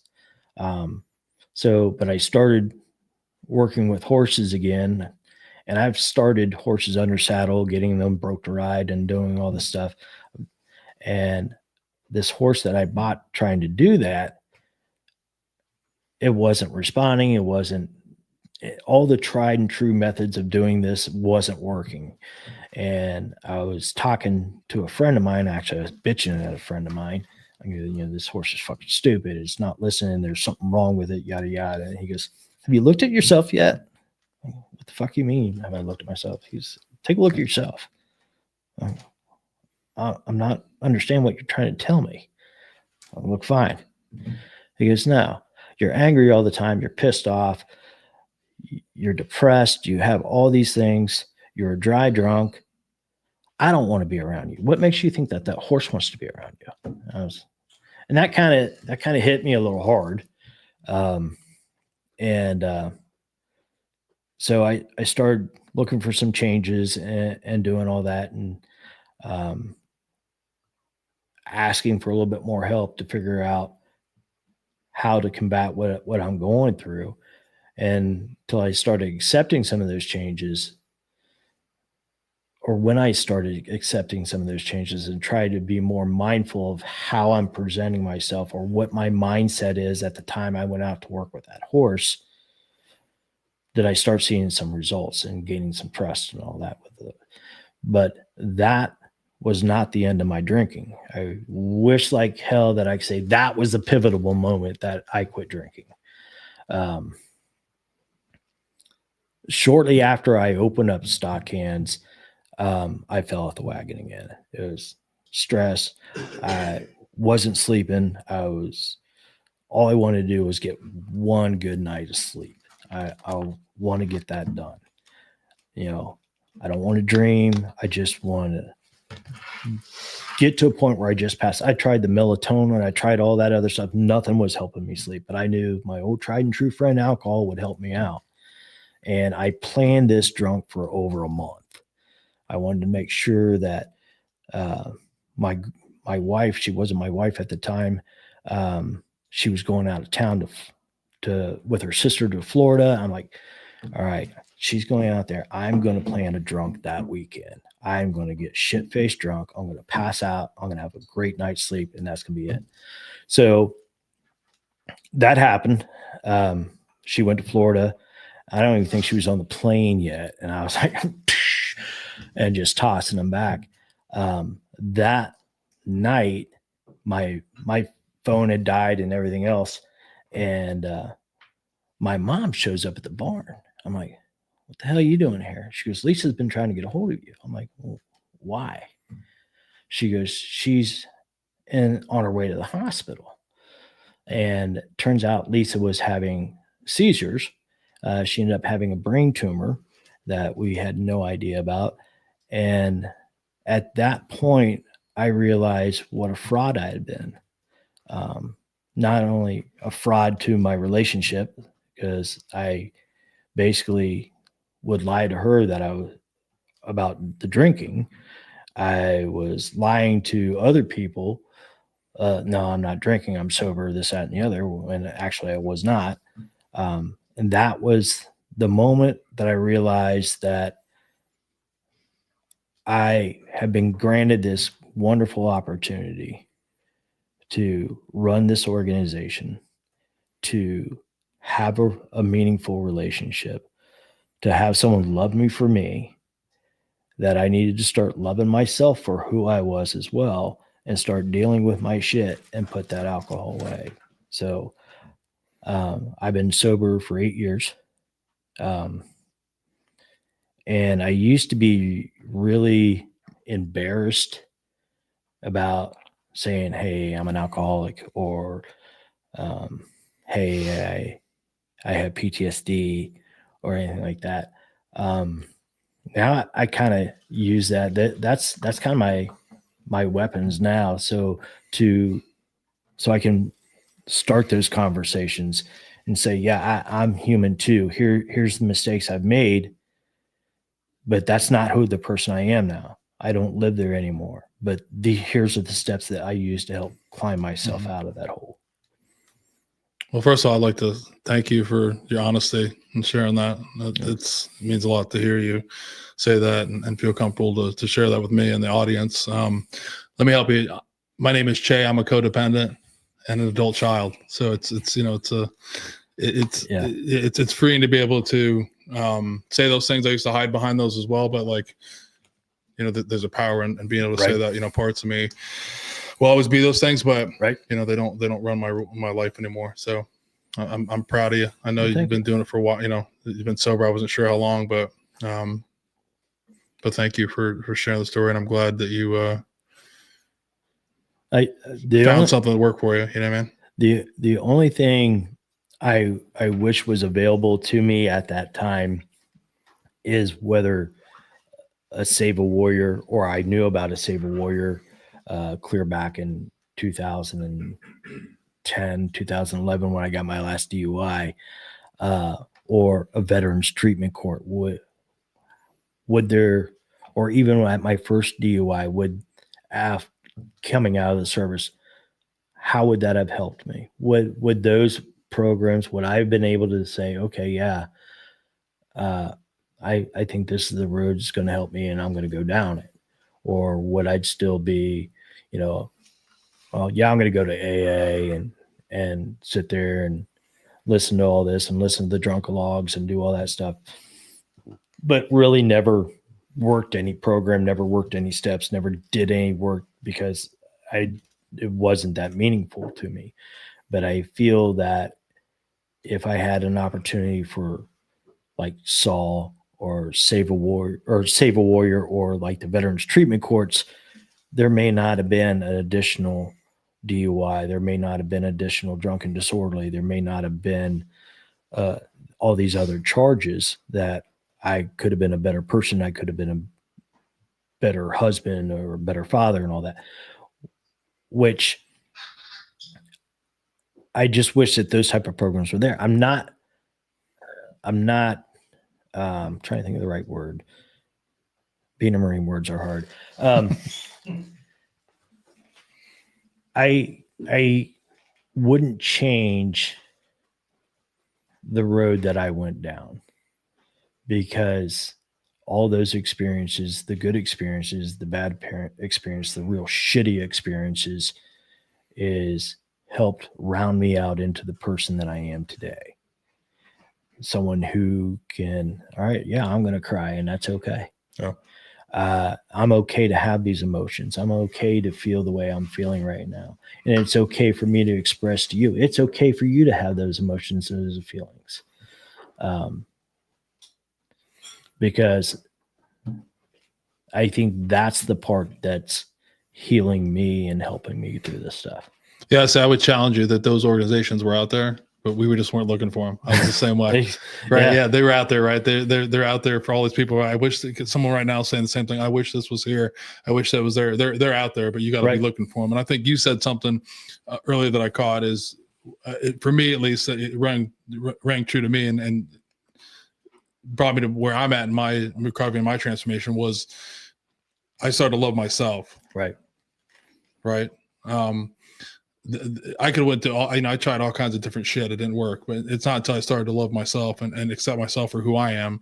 Right. Then I could start seeing the effects it had on, my relationship with others. So like, I would challenge you, those things are out there. You just gotta be looking for them. I wish I got a Save a Warrior 2 years ago. I was so fucking hung up on, I wish I'd found this earlier. The reality of it hit me pretty quick. Like if I were around 40 years old, I would have listened to the conversation. I'd have been like, honestly, if I was drinking, I would have been open to it. But later on, as soon as you left, I'd be like, fuck that guy, Tim. He's crazy. This is stupid. Right. If it would have been 30 years old, I would have been like, what the fuck you talking about? There's nothing wrong with me. Right. So it happens when it happens. And unfortunately, it sometimes takes going to the ultimate bottom before you can do it. But I think you said it before was like, when you start to realize that you live in the present, how great your life is, instead of worrying about what was in the past or what the future looks like. And then, the big thing for me is like, I didn't love myself for a long time. I didn't love myself for probably 50 years. Right. I never told people that. Yeah, man. All the things that were happening, I didn't love myself. So if I didn't love me, how could somebody else love me? How could I be true to, how could I be, it just ruled my life. That's just what was going on all the time is I didn't like myself. I didn't love myself. So how am I going to like you? How am I truly going to have a relationship with someone? How am I going to be, doing these things? And I didn't mean to step on that, but those organizations are out there. We just don't look for them. You got to go out there. And like, I want to also add that you guys have an organization too, that's helping too, Stockhands.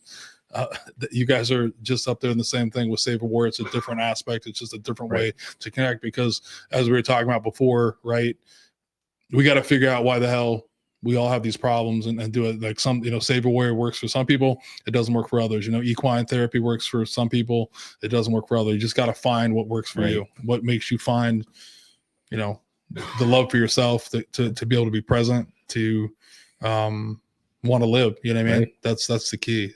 At least it's been for me. So I don't want you to forget about your organization because I know your organization from prior guests have saved people's lives. So it's a valuable thing. So thank you for what you're doing as well. So with our organization,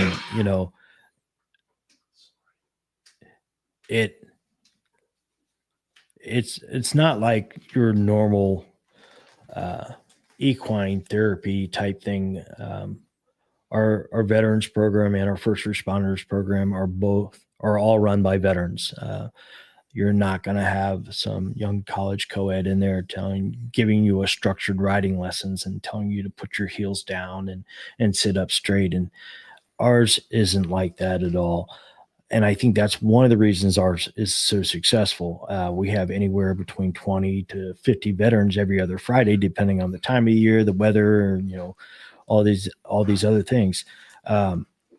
With that, it's more of like an open house type thing. Mm-hmm. So if you want to ride, you come out and we'll teach you how to ride. If you want to learn to harness and hitch and drive a horse, we'll teach you how to do that. The only requirement we want is you to make fun of the branch that you weren't in. Get that banner going.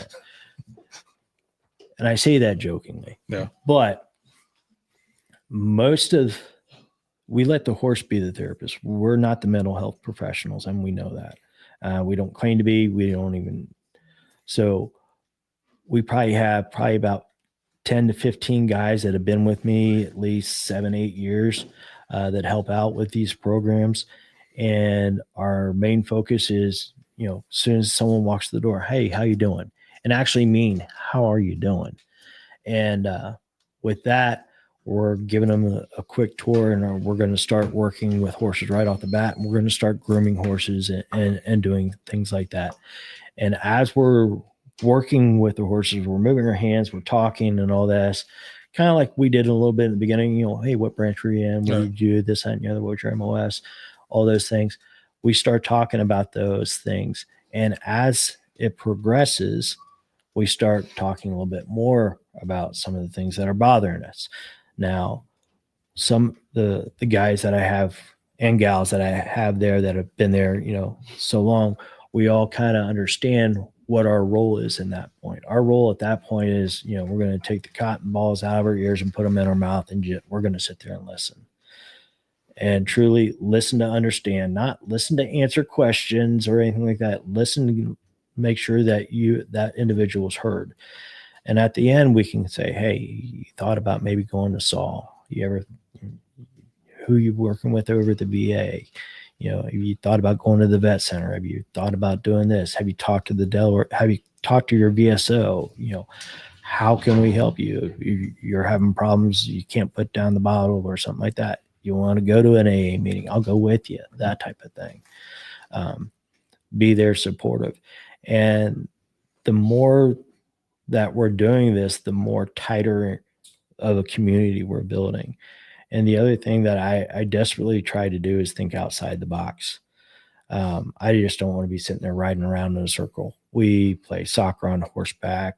This last Friday, it looked like a reenactment of Ben-Hur. We had guys in carts and running around like they're doing chariot races and stuff. I mean, I need to get out to one of these. I haven't been out yet. You do. It's a lot of fun.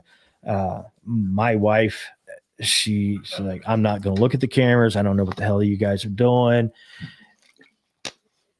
We're going to teach you as much as we can about horsemanship and safety, but we're also going to give you a little bit of leeway to make some mistakes, as long as you're not going to get hurt. We want you to be able to make that mistake and say, all right, that's okay. This is next time, maybe try doing this or trying doing that. So what do you think it's so special about the horses that these guys and gals are able to eventually relax and they change? You talk, a lot of people have been through the healing therapy. It's we've had Matt on. He talked about it just changes. It changes. Like, what do you think is so different? What is it about the horses that enable so many veterans and first responders to be able to just relax, open up, and I think one is they mirror our emotions and our feelings. And we may not realize it right away when we're first interacting with that horse. Like, a little bit of my story earlier about, I don't even want to be with you. With a horse mirroring our emotions. So if I'm nervous, I'm scared or something like that, that horse is trying to figure out, all right, do I need to be nervous? Do I need to be scared? The horse is telling us what that individual is going through. And it gives us an opportunity to kind of help address some of those a little bit and staying in our lane. But once they have that connection with the horse where they're starting to build their confidence up a little bit just by working it, and they're seeing that horse relax as they relax. The more, if, for example, I working with a guy earlier today, I said, he's getting a little worked up. I'm like, that's all right, man. Just take a breath. And he goes, and the horse that he was working with just goes, he goes, did you see that? I'm like, yeah. Because he's literally mirroring what we're feeling. They're trying to connect with it. If you think about horses in the wild and the herd mentality, horses are communicating a lot with body language and something else, but I also strongly believe they have some type of telepathy type thing going on. And it's amazing just to sit and watch it. So we talked earlier before the podcast about like alternate therapy. Mm-hmm. This, I have, obviously have equine as one of those that works. Like when is there any like particular time that you've seen that have like just a huge impact on someone's life, like a veteran or a first responder that or just, because it's not just veterans and first responders, it's everybody. Is there anything that sticks out in your mind and be like, holy shit, this is why I do what I do? Yeah. I've got a couple stories that I like to tell. One's about a veteran and one's about an autistic child. After getting on my feet a little bit and having horses early on, I had a friend of the family whose son was autistic, want to come out and ride one of our horses. I'm like, okay, bring him on out. I knew absolutely nothing about autism or spectrum or anything like that. Excuse me. And she goes, okay, but he doesn't talk and you can't touch him. I'm like, well, shit, I can work with that. I don't care. I'm putting him on a horse. So I had the perfect horse set out for him. And it was a horse that I had started under saddle, and she was about 4 years old at the time, and she was rock solid. I mean, you could ride her up and down the road, dump trucks just fly by her, and she's like, I don't care. That's fine. So that's the horse I was going to put him on. And my daughter ended up taking that horse trail riding that morning and left me with her barrel racing horse. So barrel racing horses are basically rocket donkeys, rocket donkeys on steroids. They know one day. What could possibly go wrong here, everybody? Yeah. They know one thing is they're going to go in, they're going to haul ass in any type of open space, turn around a couple times and haul ass back. They don't stand still. They prance, snort, blow. They run around with their head held high in the air. I'm like, all right, I have to use this horse. So I thought, well, I can ride some of the piss and vinegar out of it. So I got on this horse and I rode the snot out of him, worked him up into a leather. He was still not settling down at all. I'm like, all right, maybe I won't even have him get on the horse, yada, yada. They show up. He comes right out into the front pasture there, climbs right up on the horse. Before I was ready, I'm like, okay, I guess this is what we're doing. So we started walking around. And the first thing I noticed was the change in the horse. For this fire-breathing dragon that he was when I was riding him, he had his head hung down like he was a Western pleasure show horse, kind of like a peanut roller. Every time this young man would shift his weight in the saddle, the horse would stop, kind of turn back and look at his flank. To me, my brain's thinking, I rode the horse so hard, he's starting to colic. So I'm like, all right, so that's something I'll deal with after I get this kid off. So I asked him if he was done. He shook his head yes. He jumped off the horse, hit his butt back up to his feet. I'm like, okay, that was different too. About that time, my daughter came back. I passed the horse off to her. They got about 25 yards away from us. The horse went back to his normal snorting, blowing, fire-breathing dragon self. I'm like, okay, I guess he is okay. I don't know what that was about. Still not processing. Slow Marine brain, it happens. And we started walking towards the gate where his mom was waiting. And as we're walking there, he reaches up and holds my hand. I'm like, okay. Kind of weird, but no biggie. Get to the gate, mom's bawling. And when women cry, it's generally my fault because I've done that a lot. So I know what that looks like. So I thought maybe from her vantage point, she was upset by the way he came off the horse. Maybe it looked like he fell off the horse. So I explained what happened. And then I got the hell out of Dodge. It wasn't until later on that night I found out he doesn't hold his mother's hand. He doesn't hold his father's hand. He doesn't have that personal interaction. I'm like, okay, there's something to this. So I contacted Lisa, our co-founder. I said, hey, I understand your nephew's autistic. I know absolutely nothing about autism, but this is just what I experienced. Is there any possible way you can bring him out? I want to see if this is a fluke or if there's something to this. So she brought him out. I didn't ride the horse, same horse. Didn't ride the horse at all. Threw the kid up there. And as soon as his butt hit the saddle, same changes happened. I'm like, okay, there's something to this. So I started doing a little research. And at that time, I wasn't employed. I was making extra money by being a farrier, basically trimming horses' feet and putting shoes on them and all that stuff. So I was kicking around the idea of doing this. And then I was shoeing at a barn over in New Albany, and this Marine comes in. He just got back from Afghanistan. It was his second tour in Afghanistan. And we were talking, and I was like, so what are you doing here? He's, I'm here to meet this girl. I'm like, okay. He goes, yeah, I met her online when I was in Afghanistan. I go, what do you mean you met her online? Well, yeah, when I was over in Afghanistan, we met. I'm like, how did you meet? He was online. And I wasn't comprehending what online was at that time, because when I did communications, when I was in, it was dear, and you wrote free on your envelope and you threw it in the mailbox and someone took it and mailed it off. So she never showed up. So he's sitting there watching me trim these horses and all the stuff. And he goes, man, I think I'd like to do this for a living. I go, do you have any horse experience? He goes, absolutely none. I'm like, it's going to be kind of hard to do this then. He goes, well, can I ride with you for a week and see if this is something I want to do? I'm like, sure, why not? So he was riding with me. And again, I'm earlier on in my stages of sobriety, one of my stages of sobriety. And we talked about everything there is to talk about in the Marine Corps. We talked about boot camp. We talked about uniforms. We talked about weapon systems, chow, what MRE they have now, what MRE I had, all this different stuff.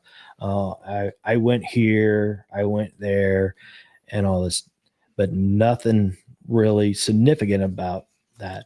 Every time someone would cut us off or, something wouldn't go right, he's out, hanging out the window, cussing and screaming, giving greetings and salutations. I'm like, dude, come on, come down there. I got a rolling billboard here.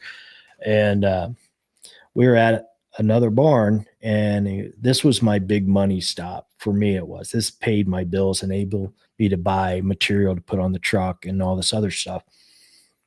And I had him pulling nails out of old horseshoes so I could reset the shoe. He had pinched his finger or something like that, and then he just blew up. He lost his shit. He threw the world's biggest temper tantrum, cussing, screaming, throwing stuff all over the barn. I'm like, oh, man. I'm trying to get him calmed down. The owner comes up to me and goes, pack your shit and get out of my barn and don't come back. I'm like, gotcha. Not a problem. So I'm like, I need to address this with this kid. I'm not going to do it on the truck. I'm going to wait till I can get him back to his vehicle. I can just tell him, all right, dude, you got to go. We're done. And we get back to the house, and he gets out of the truck, and he goes, can we go on a trail ride? I'm like, dude, you got some balls. You just cost me my largest customer. Well, why do you want to go on why would you think that I want to take you on a trail ride? I guess it doesn't hurt unless you ask. It's always no. I'm like, fuck it, why not? I ain't got nothing else to do the rest of the day.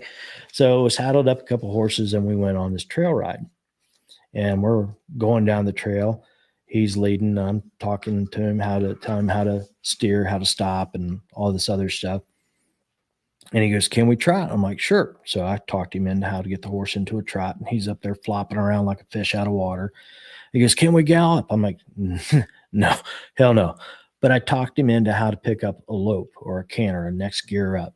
And we're cantering down the trail, and we pull up in this meadow. And it's like a scene out of the movie. We're up in Perry Woods over in Perry, Ohio, and the sun's starting to go down.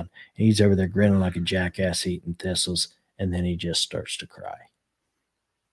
And over the next hour and a half, we sat on the back of those horses in that meadow and we talked about all the things that he did over in Afghanistan, as far as some of the conflicts he was in, some of the things he was ashamed that he did, some of the things he was ashamed that he couldn't do, his loss of belief in God, his loss of humanity.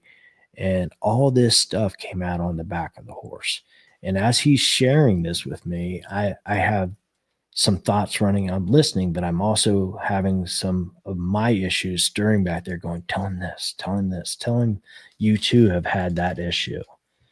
And we started having a little bit more of a dialogue and talking about how this situation made him feel and how I felt during a similar situation. And I was like, okay, here's the deal. You can't ride on the truck anymore. That ship sailed. We're not doing that. But I do want you to come out. I'm going to teach you a little bit more horsemanship. I'm going to teach you a little bit better riding skills. But I want us to keep sharing our experiences, because right now I feel a whole hell of a lot better having taken some of my shit and said, here, you hold it for me for a little bit. I don't have to carry it anymore. You can hold it for just a little bit, and then you can set it down and walk on. And I'm going to do the same thing to you with you handing me your stuff. And with that concept, I thought that is what I need to be doing with my life. I need to be working with veterans. I need to be working with horses. I need to be working with those with disabilities or those who have trauma, that I know that the horse can help us get through it, whether directly or indirectly. That horse is going to be helping us at some point in that journey get through that. I'd say you guys have been pretty successful. So far, so good.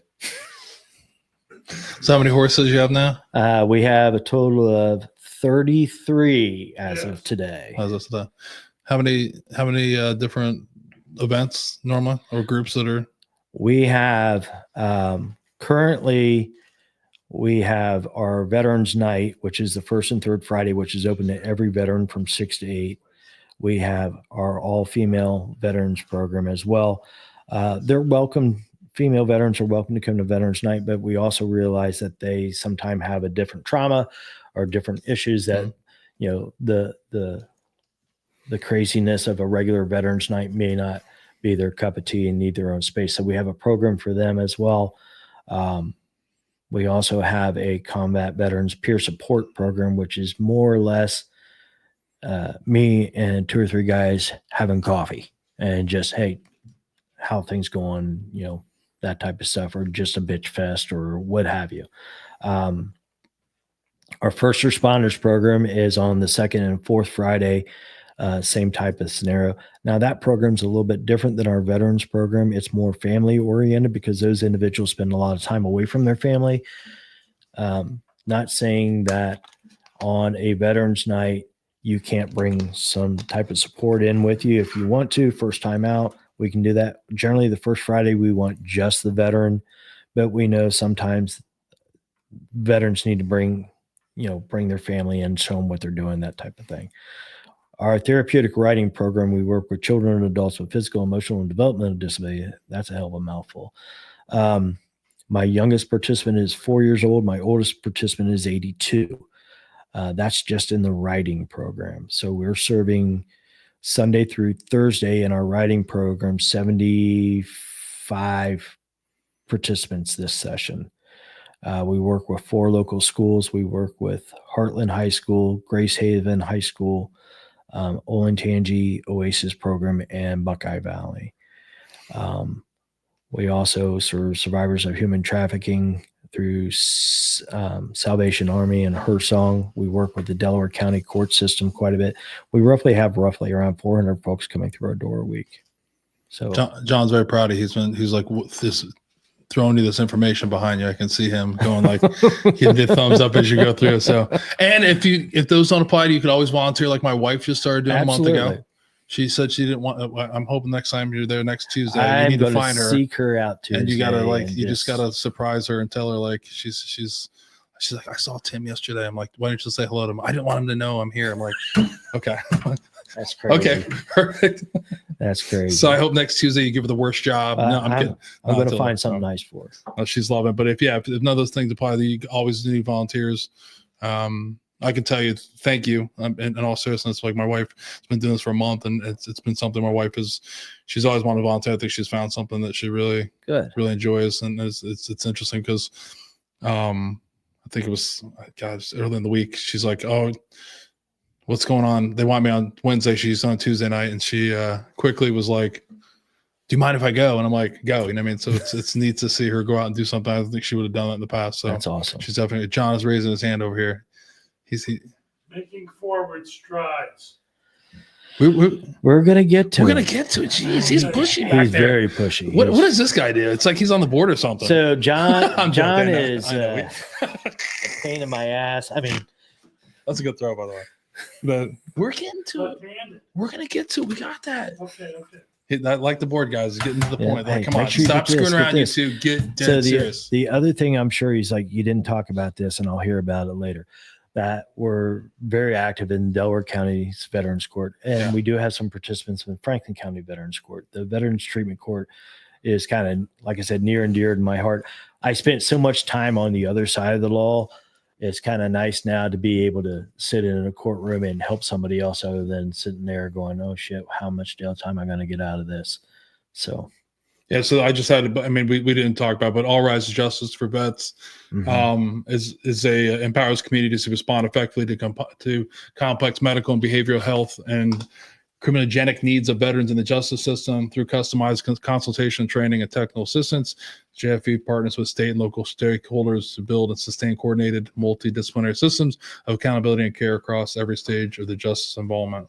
We have posts of all those are going to go up for this as well as Stockhands later on in the page. But it's, I can't thank you enough for so many people that I know have been through Stockhands that have great things to say. We had a guest on here that, ties back to actually saving his life. And then, and not joking around, I think I've seen a huge change in my wife just to be able to be around and do some stuff and be able to give back in a way that she's been looking for in a while. So like, if you're thinking about going out there, if you're listening, do it. If you're thinking about volunteering, do it.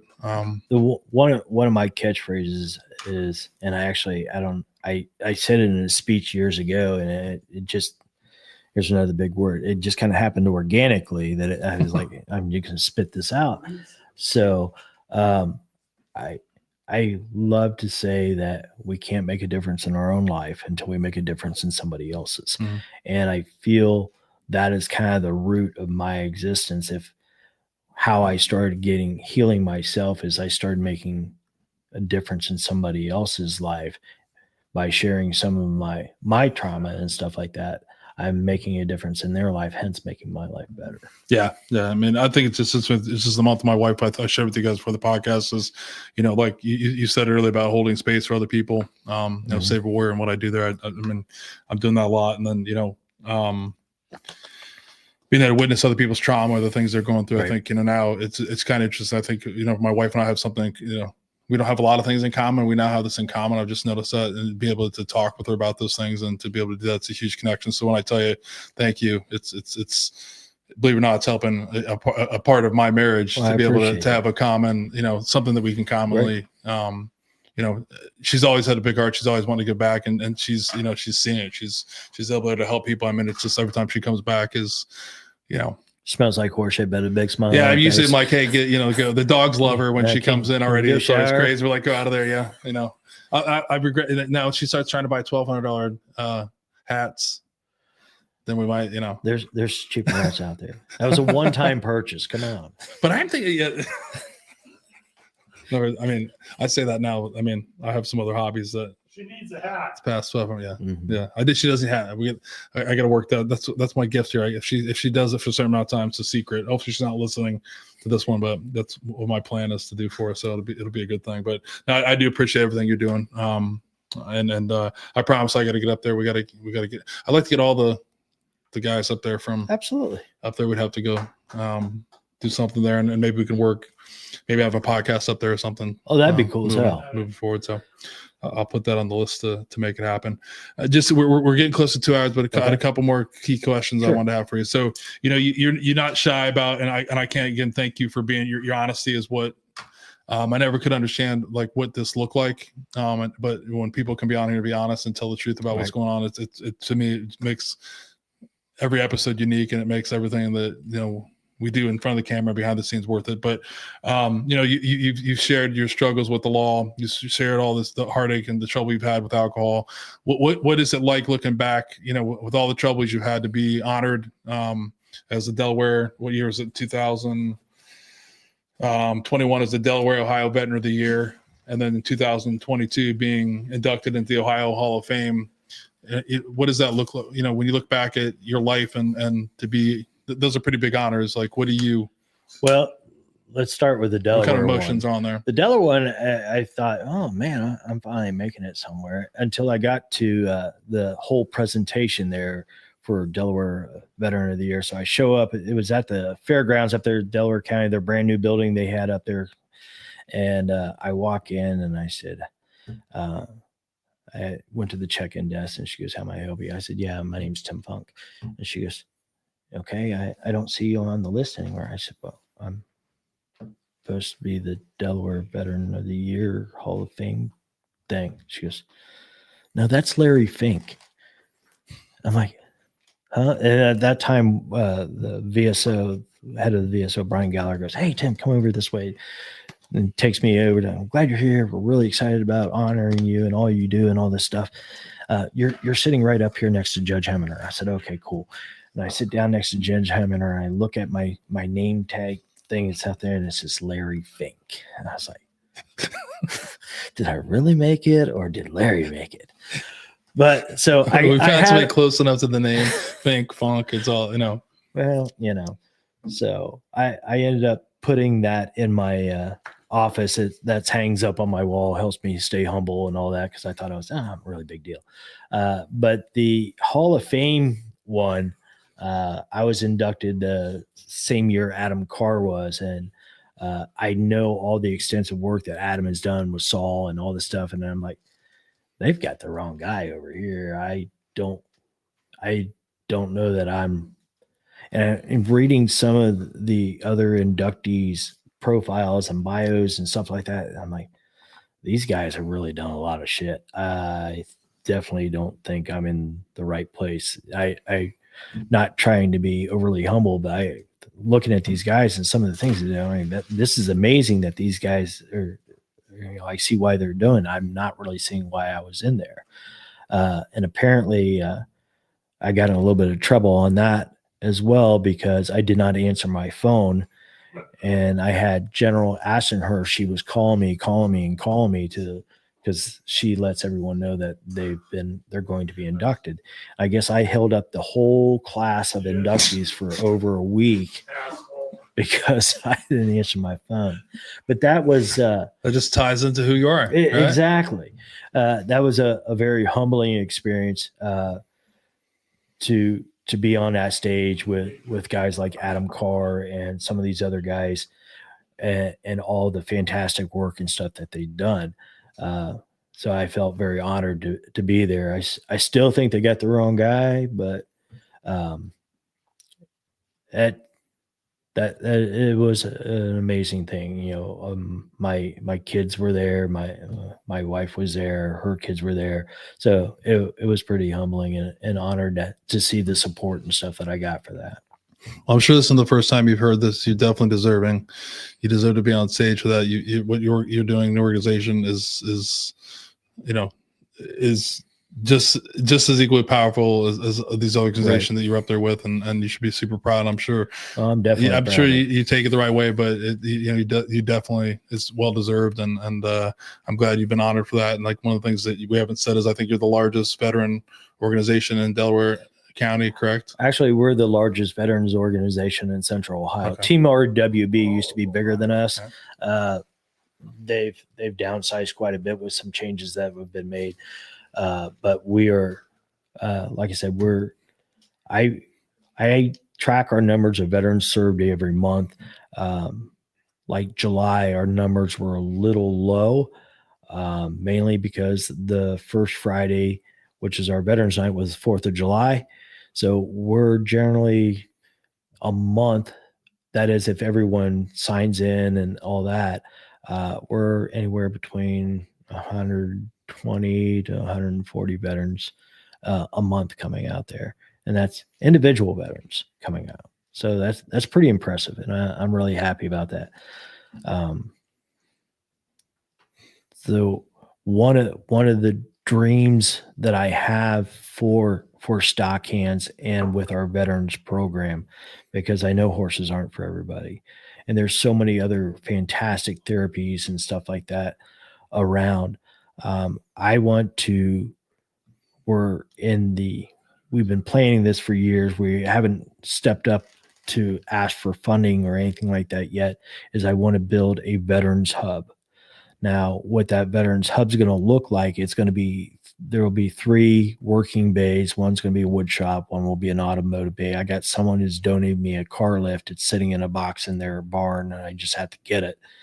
That 3rd bay is going to be either like a metal fabrication or a pot or someplace for kilns or something like that. And then a large great room space. Excuse me. And so I want to be able to have those type of therapies there. And that large great room space can be a meeting space. If we want to do yoga, you want to do music therapy, you want to do art therapy. I want to get as many different organizations to be able to use this facility for veterans. Even the drum circle guys I can't wrap my head around that, but I thought you were going to say going to get ostriches. So you went a whole different way. I thought you were going to go no. or llamas or something, but no. There's some organizations that's going to open up a llama farm. I won't steal their thunder on that, but, and I want to be able to work with as many different veterans organizations as possible is the long and short of that one. Yeah, I think that's important with everything. It's like everything works together. I think that's one of the most unique things about all these VSOs is like I don't feel like anybody's in competition with anyone. Right. I don't think you can be. And I think it's one of those things of having that whole that net over everything, like try to cover everything so that everyone's taken care of because like horses aren't for everyone, but maybe, work on a car is, maybe, doing pottery is, or you don't know, we don't even know what it is. And it kind of leads into my next question on that is like with all the, we talked a little bit before the podcast, but everything that's going on, all these veteran service organizations that are going on, the focus of the VA, the focus of like just mainstream America on the suicide epidemic that's hitting the warrior class. What do you think is not being done that needs to get done? I would like to see a lot of different types of alternative therapies tried versus going to the VA and here's your bottle of pills and let's go ahead. And these are going to take care of you. They're going to hook you right up and going to fix everything. I am currently not on any medication for anything. I kind of have a bad taste in my mouth with the VA FARs, and it's nothing against the individuals there personally at the VA, far as they're all there trying to do their job. They're understaffed and yada, yada, yada.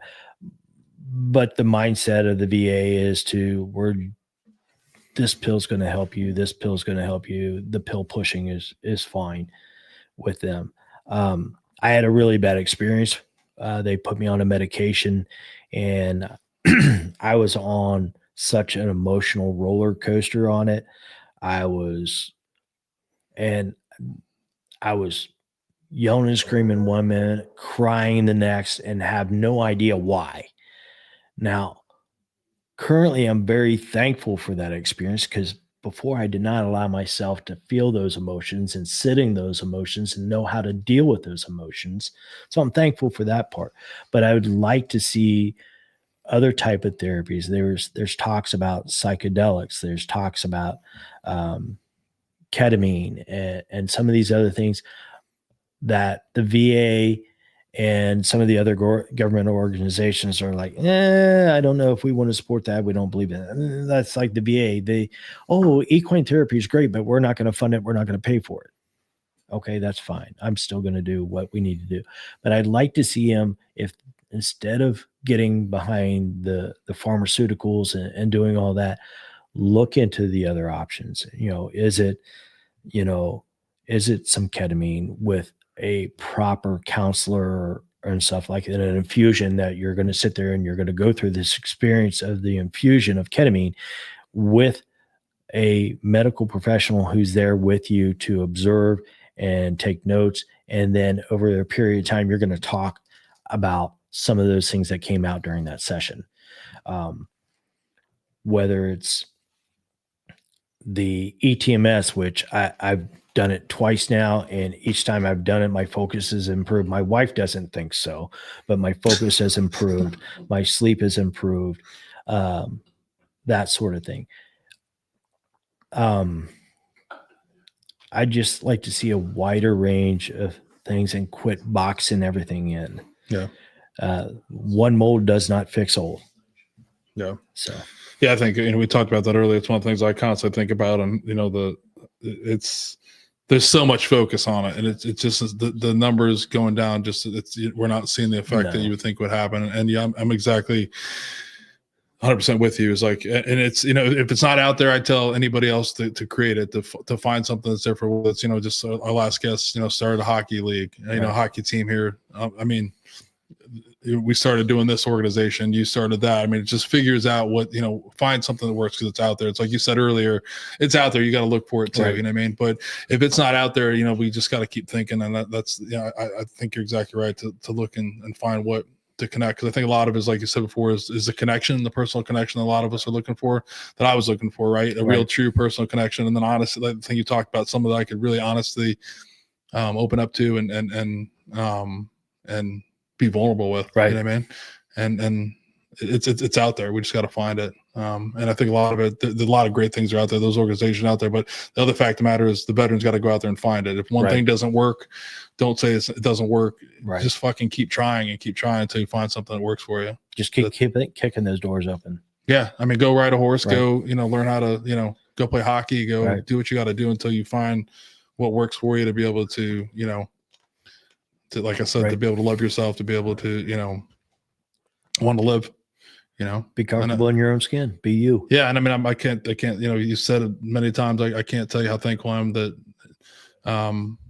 some whales pushed me to save a warrior. I wish I had listened maybe about 6 or 7 months earlier. But eventually got the message. Right. And I'm thankful for that. I'm thankful for all the men that led me that way, and all the men that, are still with me in that organization. It's out there. We always talk about here on this podcast. It's only an hour and a half away. Central. It's very close to Central Ohio, and it'll change your life. I can attest to that. So, but I think we're just past 2 hours or so. Yep. I think that brings. Oh, John has one more thing. Go. Oh shit. What'd you forget? I didn't forget nothing. No, John just wanted to instill some humor into the conversation. He wants us to do goat yoga. We actually do have. Once or twice a year we do yoga with the horses. It's nothing like goat yoga. You're not going to have a horse running around while you're trying to do downward facing dog and some weird shit happen. We have horses in the stalls. Our Iowa's concrete Iowa. They bring in yoga mats and stuff like that. Okay. But yeah, that's something. It's nothing to do with goats. He's in the Navy. He's old. He's old. Too, yeah. He's having a senior moment. It's okay. Look, we got to make fun of John a little bit, which is always good. Yeah. But hey, I do want to thank you honestly for finally coming on. I mean, and I know you've got a busy schedule, so thank you for making time to come on. And I do want to, for personally, thank you for sharing your story. I mean, you shared some pretty personal things, and I really appreciate that. I hold that for you, and I'm honored to be able to just feel comfortable to share that with me and the audience. So I just want to thank you for the brutal honesty. That's what we need sometimes, and thank you. It's my thank pleasure. You for your service to the country, and thank you for everything you're doing for Central Ohio. Well, just bring your ass out to the barn. I'll put a shovel in your hand. We'll see how. Hey, I want to ride. Okay, I'm going to come out there with a hat. Absolutely. I feel like it'll be like you see those videos of, like, one day going to the, like with the Yellowstone. Yeah. Before I know I have the hat and stuff on, but a cowboy hat does not look good on me. I've seen it's a pretty scary thing. Maybe it wasn't the right cowboy hat. That's the thing. So, but I do want to thank you. But before we get to the dark part, we'll talk about. John didn't get on, but we will remember that you guys got a big event coming up. You've got your Making Forward Strides annual fundraiser, September 9th at the barn. September 6th. Is it the 6th? Oh, I put the 9th up there. Look at that. Oh, I'll fix it. Oh, man. Why did I say the September? You know why I have September? It's my wife's birthday. Oh, that's my recovery. See, look at that. In my mind, it was September. See, honey, 9th. I was thinking about one day in you. September. There's only one day in September, September 9th. And look, it's an upside down 6 is all it is. But that's September, all it is. September a little 6th. dyslexia in there. It happens. The post you have will have the right date on because you guys made that. But yeah, this is a great event. You got opportunities to sponsor it still that are still there. Yep, we have some sponsorship opportunities. There's going to be a wine bar. There's going to be Ill Manners coming out. They're going to be providing the beer for us. So there'll be beer and wine for sale. There will also be food trucks there for food to purchase. There's going to be a therapeutic riding demonstration. So when people say, what's a therapeutic riding? Well, we're going to give you a little demo and show you a little bit of what that looks like. Then we'll have a roping demo along with some horse body movement. And why is that important for some of our participants with how the horse moves and this, that, and the other. And the roping's just damn cool. The final demo is cowboy mounted shooting. So we got a guy coming in.